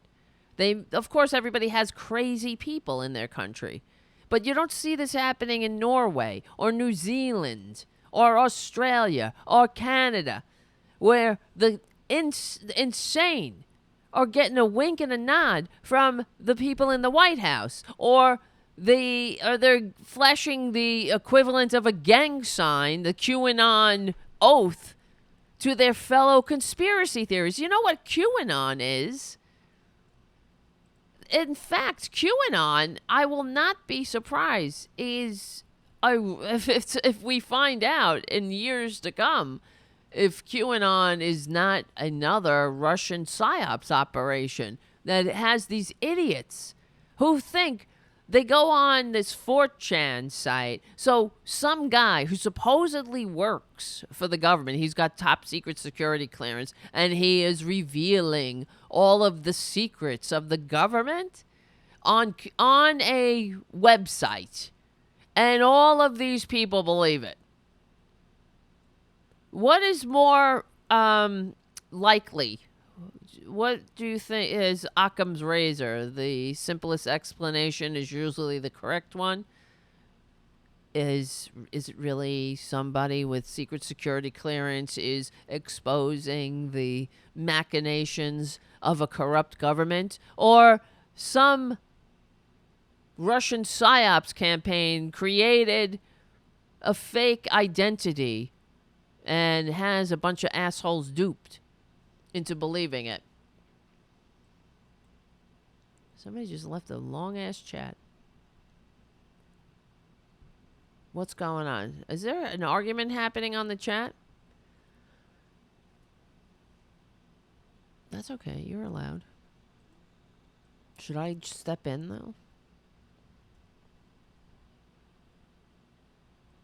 All right. So here's an article from Melissa Chan.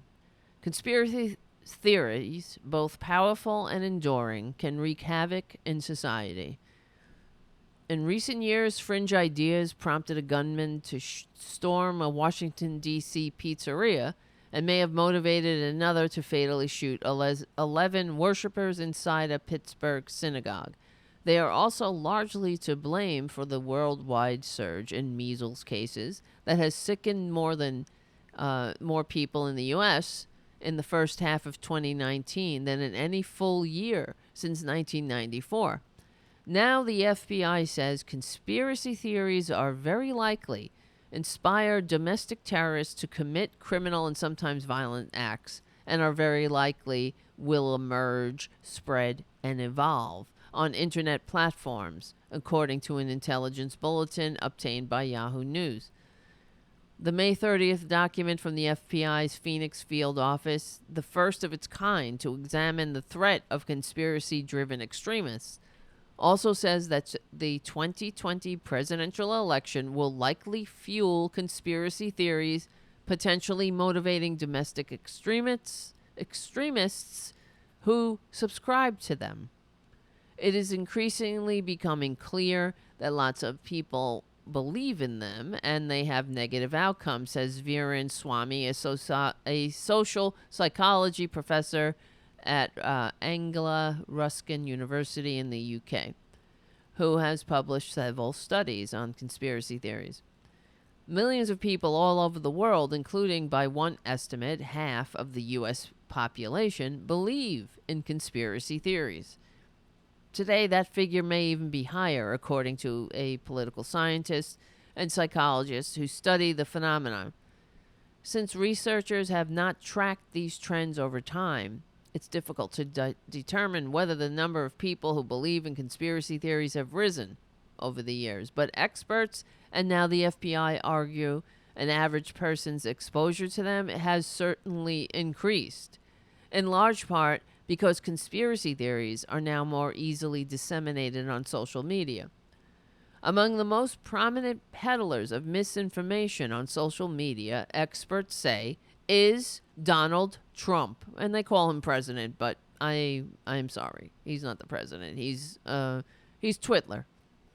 Twitler has repeatedly promoted falsehoods, using his personal Twitter account more than 100 times to voice doubts about the negative effects of climate change, contradicting an overwhelming consensus of scientists. Twitler who has more than 63 million followers, and that in itself is a lie. I have explained this again and again, you guys, for the new people. This is something that drives me insane. Twitler has fake followers. He's a freaking liar. We know that. He cares a lot about the appearance of things.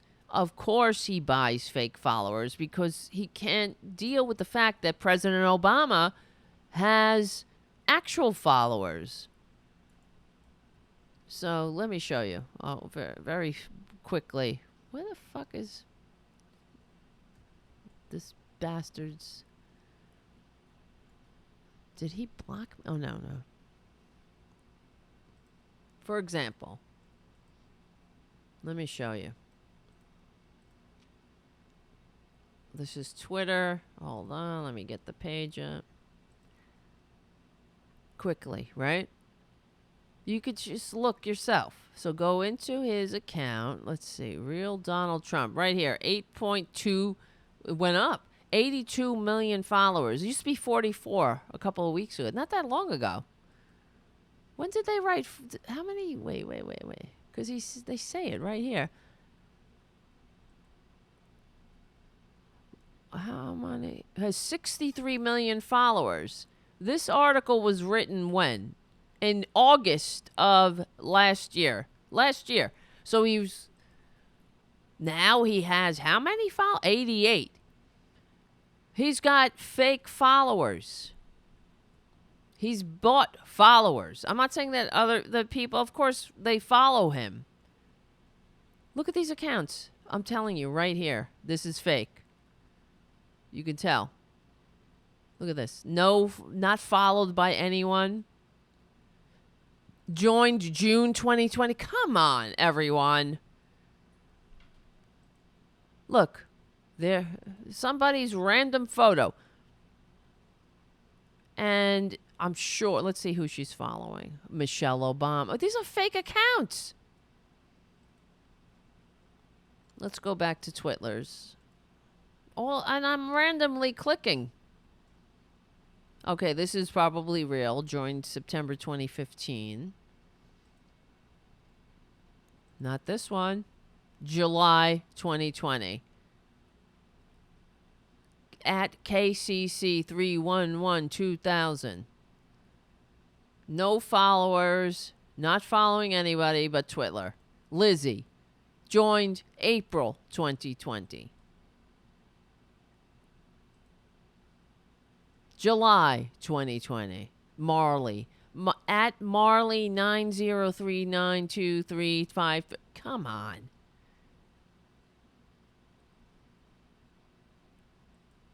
All of these. This is the dodgy one. I don't care if it says join July 2016. It could be an old one. Look at them. Look, right. July 2020. No followers.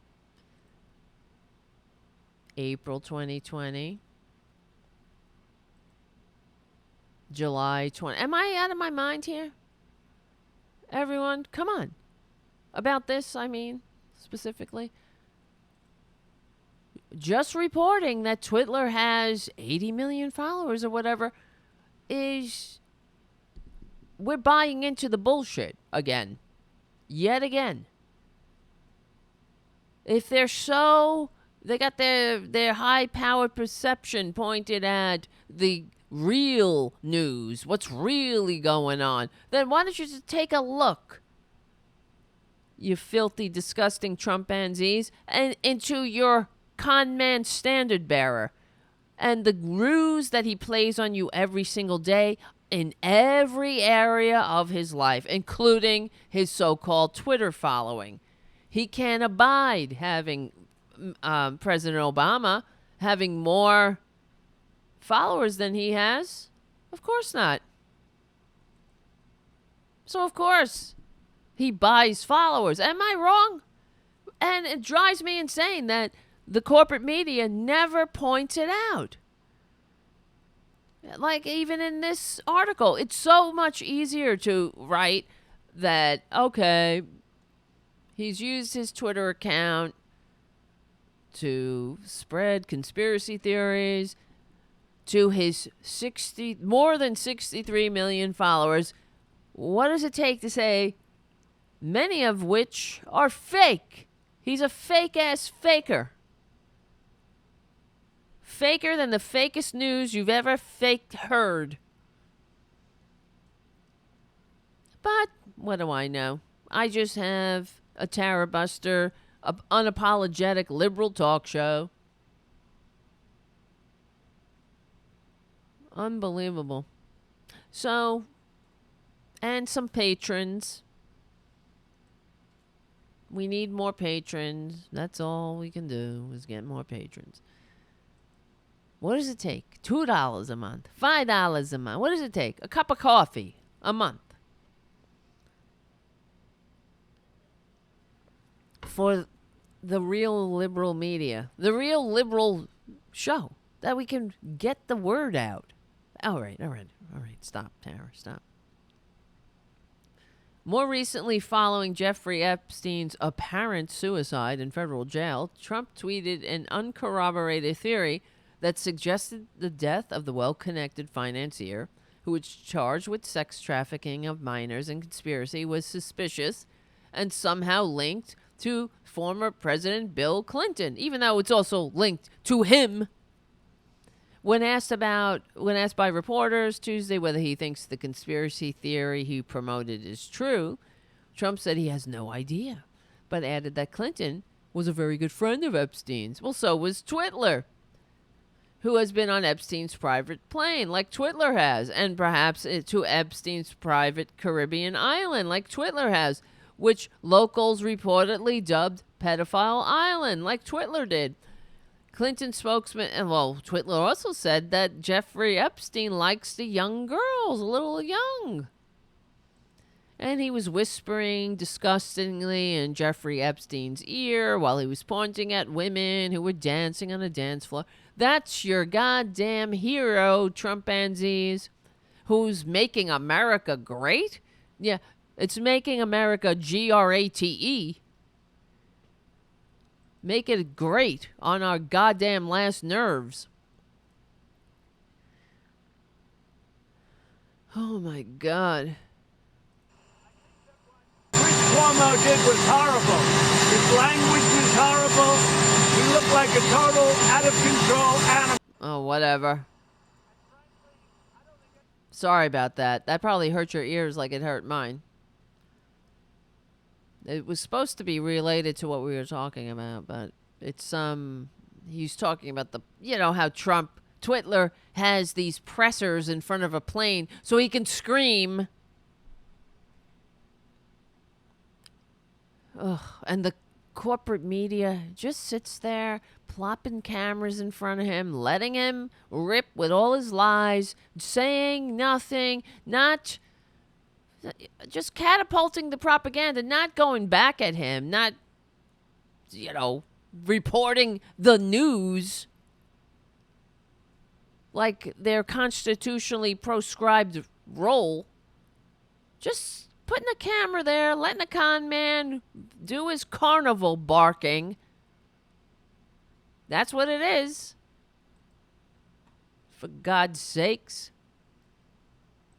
Uh-oh, what the hell? What did I get? Did I just get shut down on Facebook? Oh, no.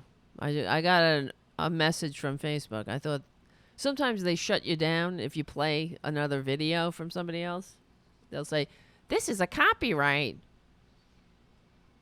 And then you're done. And then 2 days later, they'll be like, okay, CBS released the copyright claim. Well, the show's over now. You fucked it up. Thanks, Zuckerberg. So, but that didn't happen. The chief how do you pronounce this word? Conspiratorialist of the last 10 years is now the president of the United States, says Harvard University researcher Joseph Vitriol. That's an interesting name.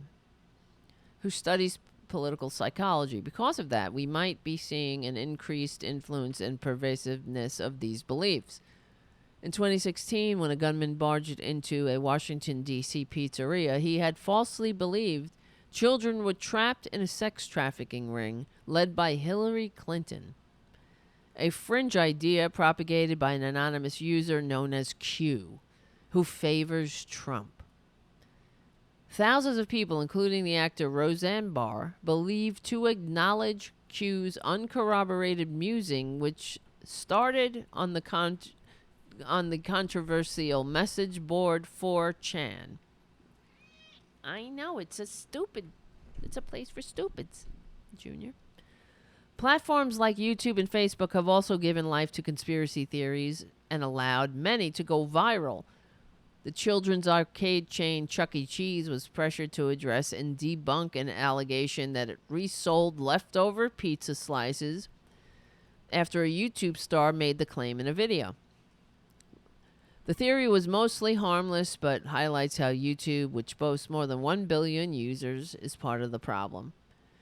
Critics argue that the company's obscure recommendation algorithm system, which chooses and automatically plays the user's next video, often leads viewers down rabbit holes, pushing them towards questionable content they might not discover on their own. Blah, blah, blah, blah, blah, blah, blah, blah, blah, blah. Facebook faced its own pressures in March after an Ohio teenager who got vaccinated against his mother's wishes testified about the dangerous misinformation during a widely viewed Senate hearing. Ethan Lindenberger, age 18, told lawmakers that his mother, an anti-vaccine advocate, mostly relied on Facebook for her information. This fucking country is done. Conspiracy theories are effective at doing the things that they do, says Mike Wood, a lecturer at England's University of Winchester who specializes in psychology, in the psychology of conspiracy theories. They motivate people to take actions, to vote or not to vote, to vaccinate their kids or not to vaccinate their kids, to do all of these things that are important. So that's why I say, as far as what we're talking about is concerned, it's all related, of course, but we have to take the filthy, disgusting fascists at their word, what they're up to. It is for real. They're not kidding around. Whether they hide behind the flag, their ugly flag shirts, their fake-ass oaths. We know that the filthy, disgusting Republicans, they take oaths. These people wipe their asses with oaths. They take a lot of oaths. But they don't take them. They don't take an oath. I mean, whether they take it or not. They take an oath to this country? Absolutely not. These are the same people that took an oath. They took an oath to Grover Norquist. Remember that? These gross, these greed-centered ghouls. They took an oath to Grover Norquist. Remember when they vowed never to raise taxes? There was an oath. And they were all asked at different times, did you take the oath? No one ever asked them, what the fuck are you doing taking an oath to Grover Norquist? Are you an America-hating bastard or what? At the time, we had a patriotic duty to stand up to these freaks and say, you don't take an oath to Grover Norquist to hobble the government. That's what they were doing. To never raise taxes, they were taking an oath to oligarchy, ladies and gentlemen. And proving me correct yet again that the Republicans have absolutely no interest in having a country that is functioning. They have no interest in democracy, in a democracy that works for all. No way. They will stand democracy. They'll abide it only up to the point where they can continue to maintain and concentrate wealth and power. Yeah, you can go vote for your dog catcher or whatever, but if it gets in the way of wealth and power, no way, bubby. That's why they are rigging and gerrymandering and voter suppressioning and voter IDing this democracy right into the dirt. So don't be fooled. These are people that take an oath to Grover Norquist. And in public, they'll take an oath, like Michael Flynn. Oh, look at me. I'm taking an oath. Look at me. I love America. While working behind the backs of America. Who would ever have thought that any other American in this country would look to Michael Flynn as some kind of hero after taking an oath? He was so picked upon. He pled guilty twice. He said he was guilty. Well, who are we going to believe? We're going to believe him now or then? He was lying then, and now he's telling the truth now. Or are you just an idiot?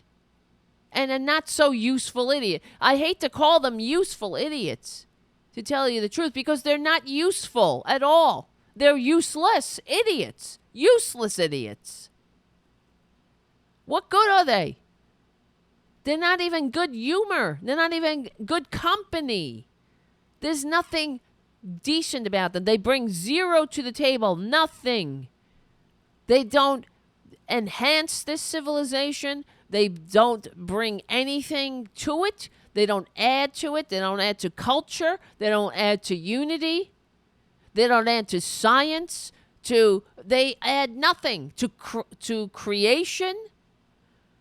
They don't have an original idea in their head. They don't add to brotherly love. They don't add to patriotism. Not at all. They don't add to our reputation. Everything, everywhere you look, they take from it. They degrade it. They're like a rust and corrosion in our on our body politic. They are a disease in the body politic.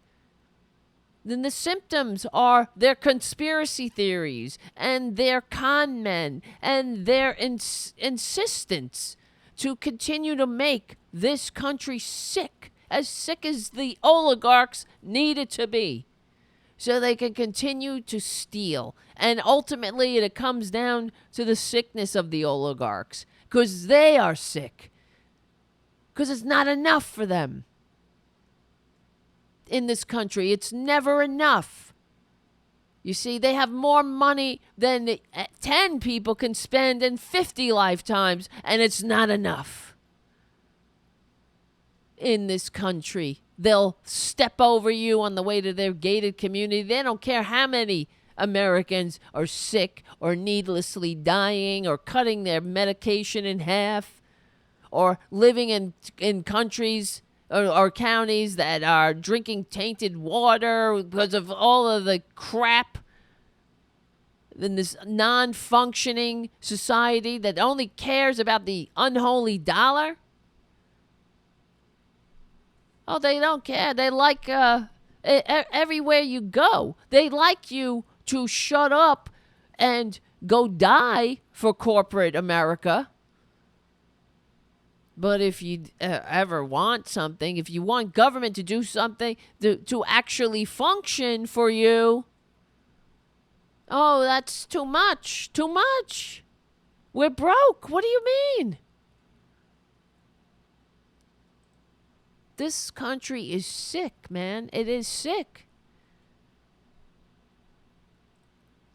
But I'm not trying to be hopeless here or make you feel hopeless. The fact is, the first step in getting it back is understanding that there's a problem. We know what's wrong with this country. It is conservatism and greed. It's the same thing that's always been wrong with every country. So, greed, selfishness.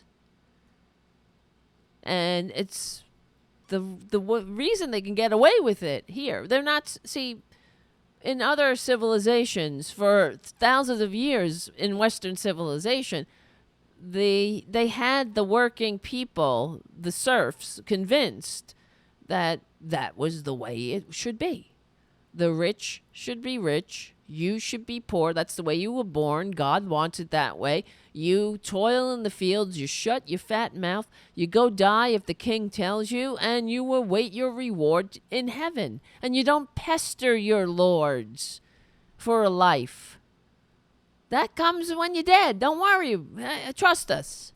When you're dead, you'll have a mansion. Everything will be equal. We'll balance out the scales then. But right now, get to work and shut up and die. Don't get too much burdened, son, because don't think that that government's for the rich. It runs to make the rich richer. That's the way God wants it. That's the way. Listen to the priests tell you. They'll tell you to shut up, and if you were meant to be rich, you would have been born rich. You would have been born into an aristocracy instead of one of the peons. So, better luck next life. See you in the mansion in heaven. But here in a democracy, when the founders threw off that system of government, they created a government of, by, and for the people. And only those people were white men, of course. But as we expand the franchise and bring others, our fellow Americans, the vision of who has a seat at the table gets wider and wider. The rich, have to pretend to go along with the ruse. They believe in democracy, you see. So they can't come right out and say it, that they believe that the rich should run and own everything and everybody else should shut the F up and get back in the field and die on command and don't worry about it. You'll get everything when you're dead. They can't come out and say that. They have to pretend to love democracy as well. So it's a little bit harder. But if you own the media and you are able to buy politicians who can write laws and to ensure that no matter how many times people go to the polls and vote, how many people want a seat at the table, they want certain initiatives that help them, that somehow right the scales of justice and have an economy that works for all, because economic justice is justice. It's racial justice. It is justice, equal justice. They have to work harder to convince people that what they're seeing right before their very eyes. No, it's not this way. It's that way. It's not that the right-wingers, the corporatists, are fascists, like the very definition of fascism, the belligerent nationalism, sexism, cronyism and corruption. No, it's the liberals who are the fascists, you see? The liberal fascists. You can't say the N-word. That's not free. You're not free. And they make you wear a mask in the middle of a pandemic. What is this? Forget e pluribus unum, out of many one. They're not trying to, they're trying to stop your freedom. But these people have always been among us, these freaks who work against the American people. But what it's about is rich people, extremely rich people, paying rich people to tell the working people to blame the poor people. And, let the games begin. Let's round and round we go. Heads they win, tails we lose. The game is rigged. And yeah. It's inevitable that we have a carnival barker as a so-called president. It was always going to end this way. But what are we going to do about it? I do the show. I'm here to tell you guys what is wrong. You know it too. And I hope other people listen to the show. And you spread the show with your friends and you share it. And you invite people to join us in our community. So we can continue to get this word out. Because we're up against it. And we will not win until we fix it. And it starts with understanding the problem. You cannot get better until you diagnose what's wrong. So one of the things, here's one of the reasons why Twitler is sowing seeds of confusion and mistrust about the government. And this is the government. So when they talk about the government, and when Twitler's talking about draining the swamp, no. He's not. It's sort of like when Obama said change we can believe in. We all projected our version of change, our dreams, our hopes and dreams. I thought change we can believe in. Oh, he's talking about a new deal. I only wish. No. Change he could believe in is a ruse. It's ridiculous. But it's the same thing like make America great. It's nothing. It means nothing. So, and that's why it's ingenious and of course Twitler is such a low effort thinking with a low IQ and just an incredibly shameless grifter. He didn't even come up with make America great again. That's not his.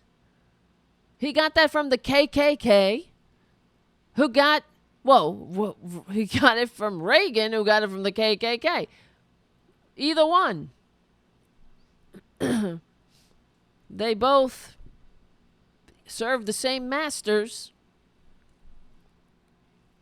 But so that's why, Twitler is he's such a derivative bore. Never in his life has he had an original thought. That's why he could never rise to any occasion.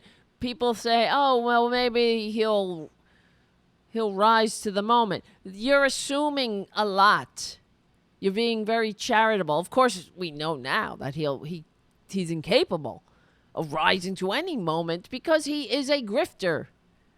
An empty, disgusting black hole of need. And I'm losing my voice.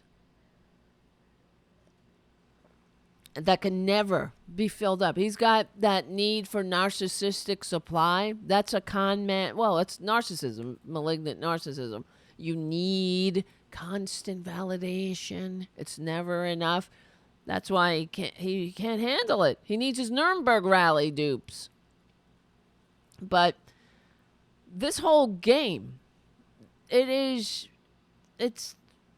as old as recorded history. It's make the rich richer. That's why it doesn't matter how many Americans are sick and dead, how many have coronavirus out, 2 million and counting, 130,000 dead in 2 months and counting, and we've only just begun. It doesn't matter how many die.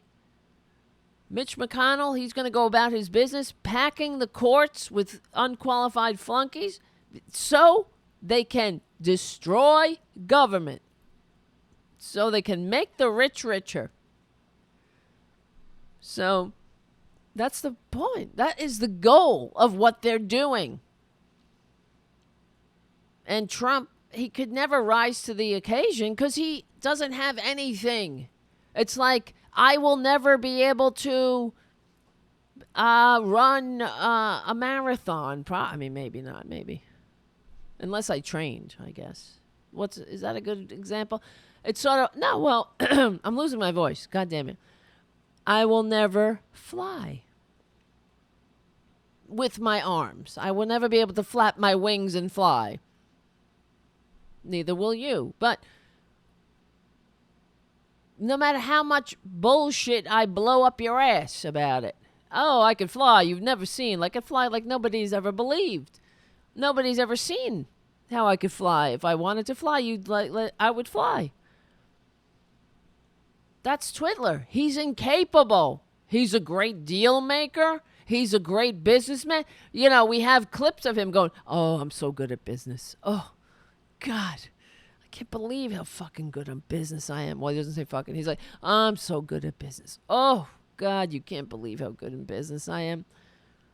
Are you serious? Don't believe the hype. It's like some guy go, oh, I'm so great in bed. I am so great in bed. You can't believe how great I am. We know you're full of shit.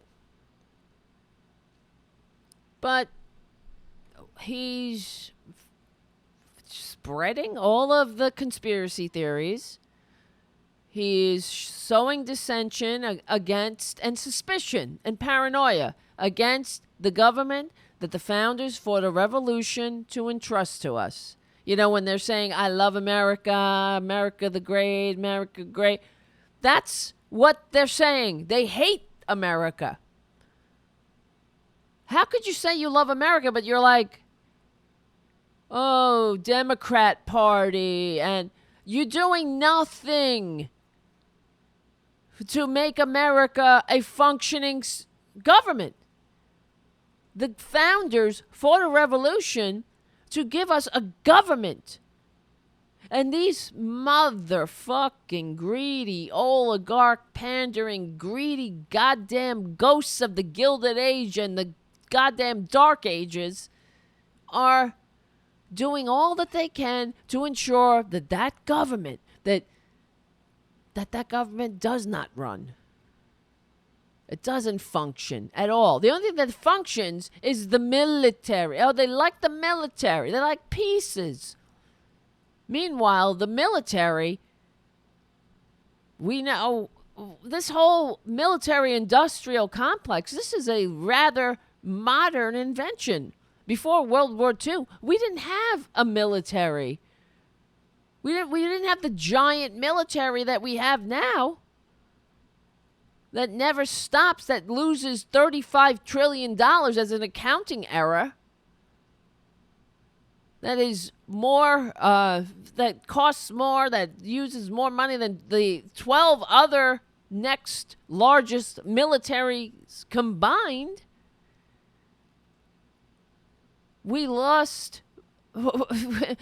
have a military in this country only because the founders who debated this, not a standing army contingent, lost by 1 vote. So now we have a standing army. But it doesn't have to be the biggest, giantest army on it. What do you need an army like that? If you got nuclear weapons. Why do you need constant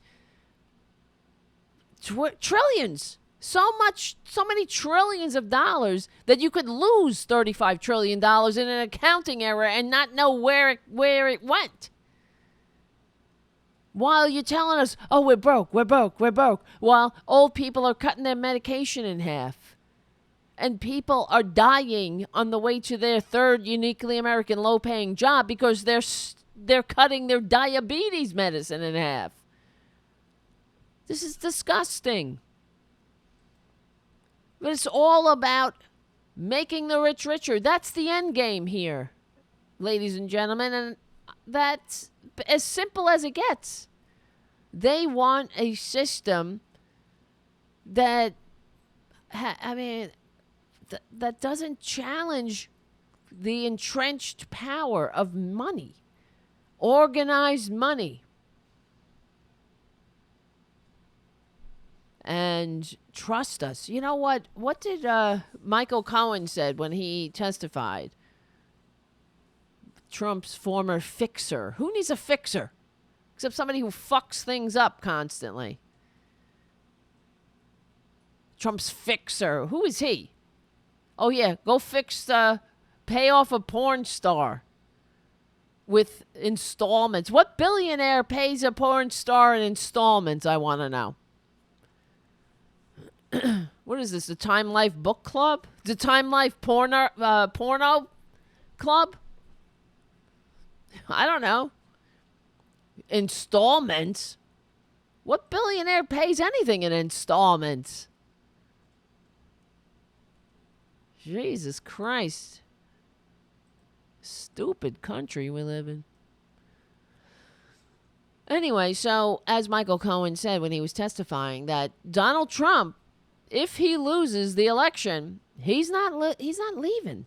He's not going easily. There will not be a peaceful transfer of power. That's one of the things we supposedly pride ourselves in here in the United States of serfs and lords, how we have a peaceful transfer of power. Well, he's already setting it up that there will be no peaceful transfer of power. And let's believe Michael Cohen. Of course. He's not kidding. He knows him personally. And believe your own eyes. What Twitler's saying. Oh, it's rigged. It's rigged. It's rigged. It's rigged. Millions voted illegally. It's rigged. It's rigged. Rigged game. You know it. And he already said, even during 2016, it's rigged. That the vote is rigged if he loses. Remember that? Well, he's getting ready to F us over again. He's not going to leave. Even if he loses, he will contest it. Trust me. You heard it here. And this is Max Boot writing for the Washington Times. The Washington Post, Washington Times. That's a right-wing rag. On his present trajectory, President Trump is heading for a whopping defeat in November. The Economist says, God help us, please. There's nearly a 99% chance that Joe Biden will win more popular votes and around 90% chance he will win more electoral college votes. But what if Trump doesn't concede defeat? That's a nightmare scenario for our democracy that could make the 2020 showdown over Florida's hanging Chad seem like a grade school dispute by comparison. Trump is already laying down the foundation to dispute the election outcome with his incessant claims that mail-in ballots will lead to massive electoral fraud and that a rigged 2020 election. Election officials label such concerns preposterous, but they will serve as an excuse for the Republican Party to purge voter registration rolls, limit mail-in ballots, close polling stations in minority areas, and challenge in-person voting by minorities, whatever it takes to win. And that's what I've been saying. They don't like democracy, everyone. It's doubtful that anything Trump does will produce a popular vote victory. He lost by nearly 3 million votes in 2016 and will probably lose by a greater margin this year. But it won't matter.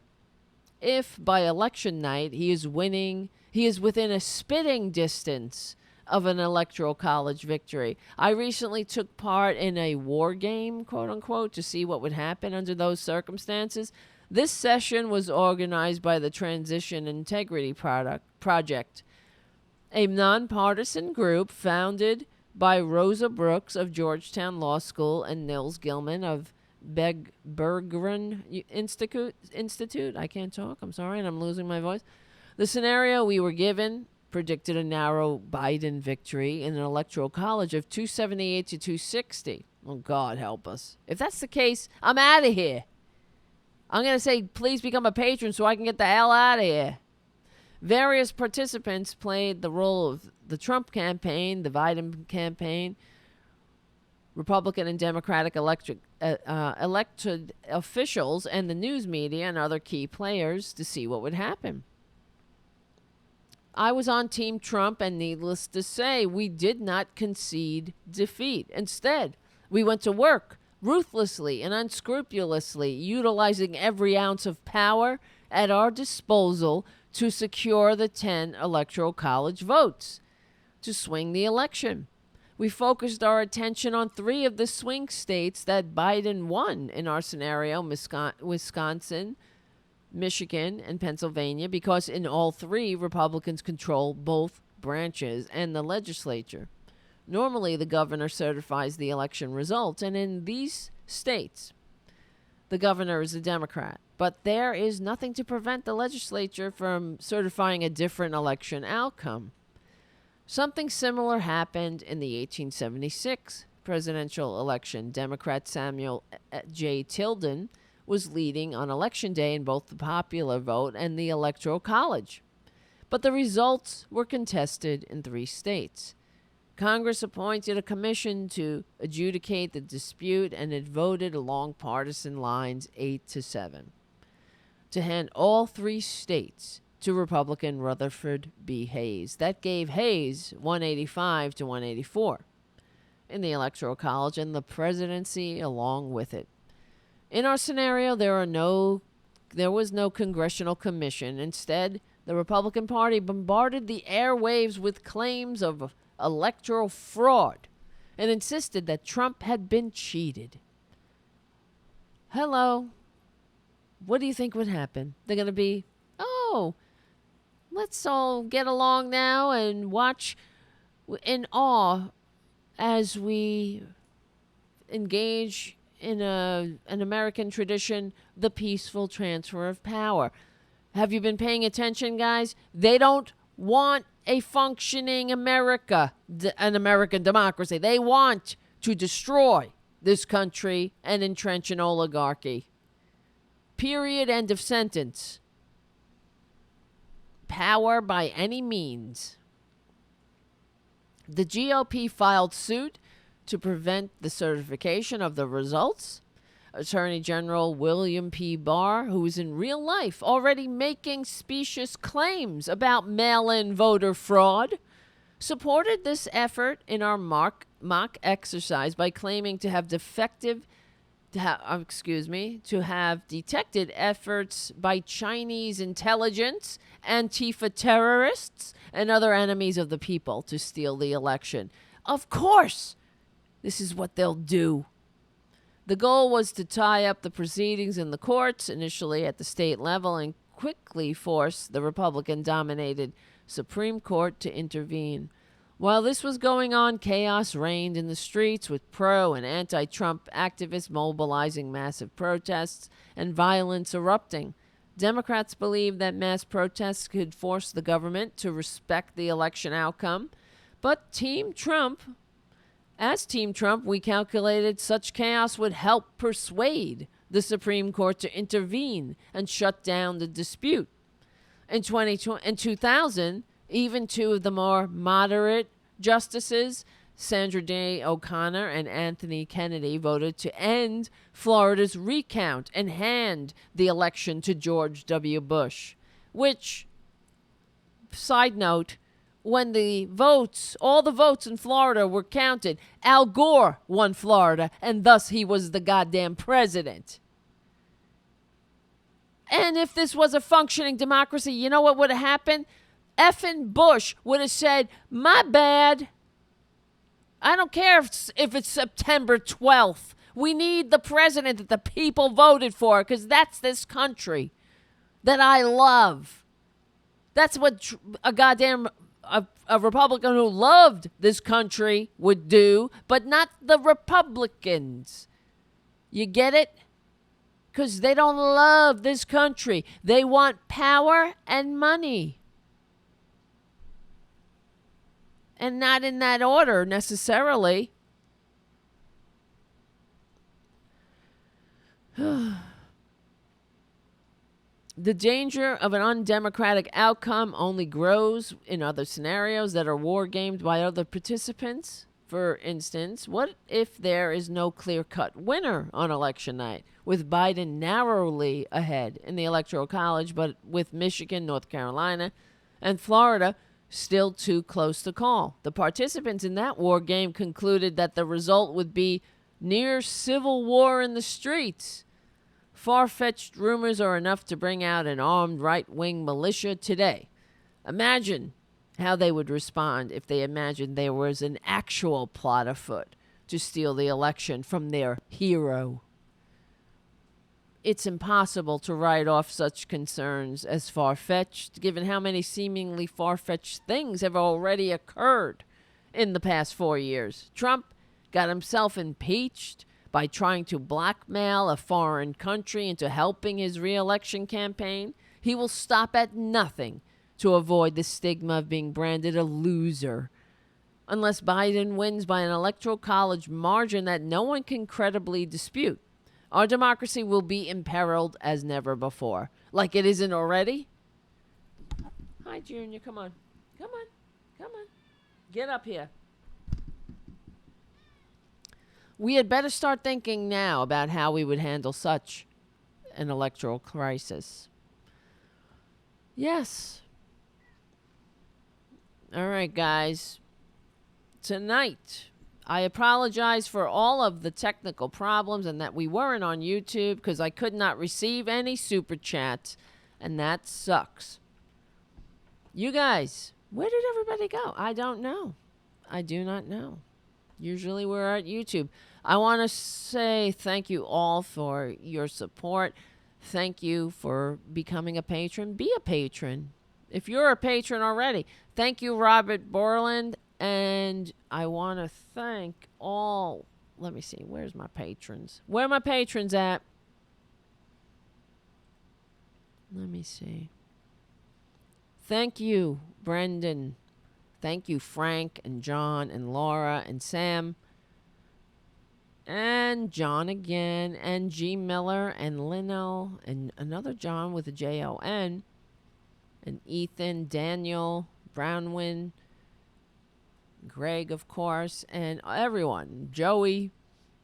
You guys, do me a favor. Become a patron. If you're listening to this show and you're not a patron yet, please go to patreon.com/Tara at any level, including even the $2 a month. We will have another Tarabuster tomorrow night. Hopefully then, YouTube will have its shit together.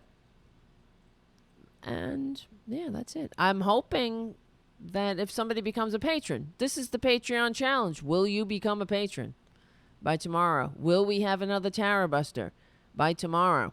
Or will I have to be, I don't know, by myself, crying, thinking about the end of this country? Or will we get together again?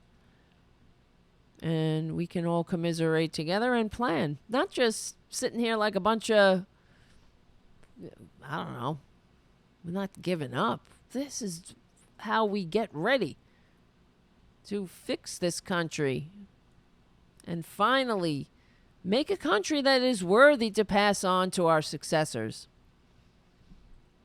You guys are great. Thank you very much. Become a patron, or that's it. Maybe no show tomorrow.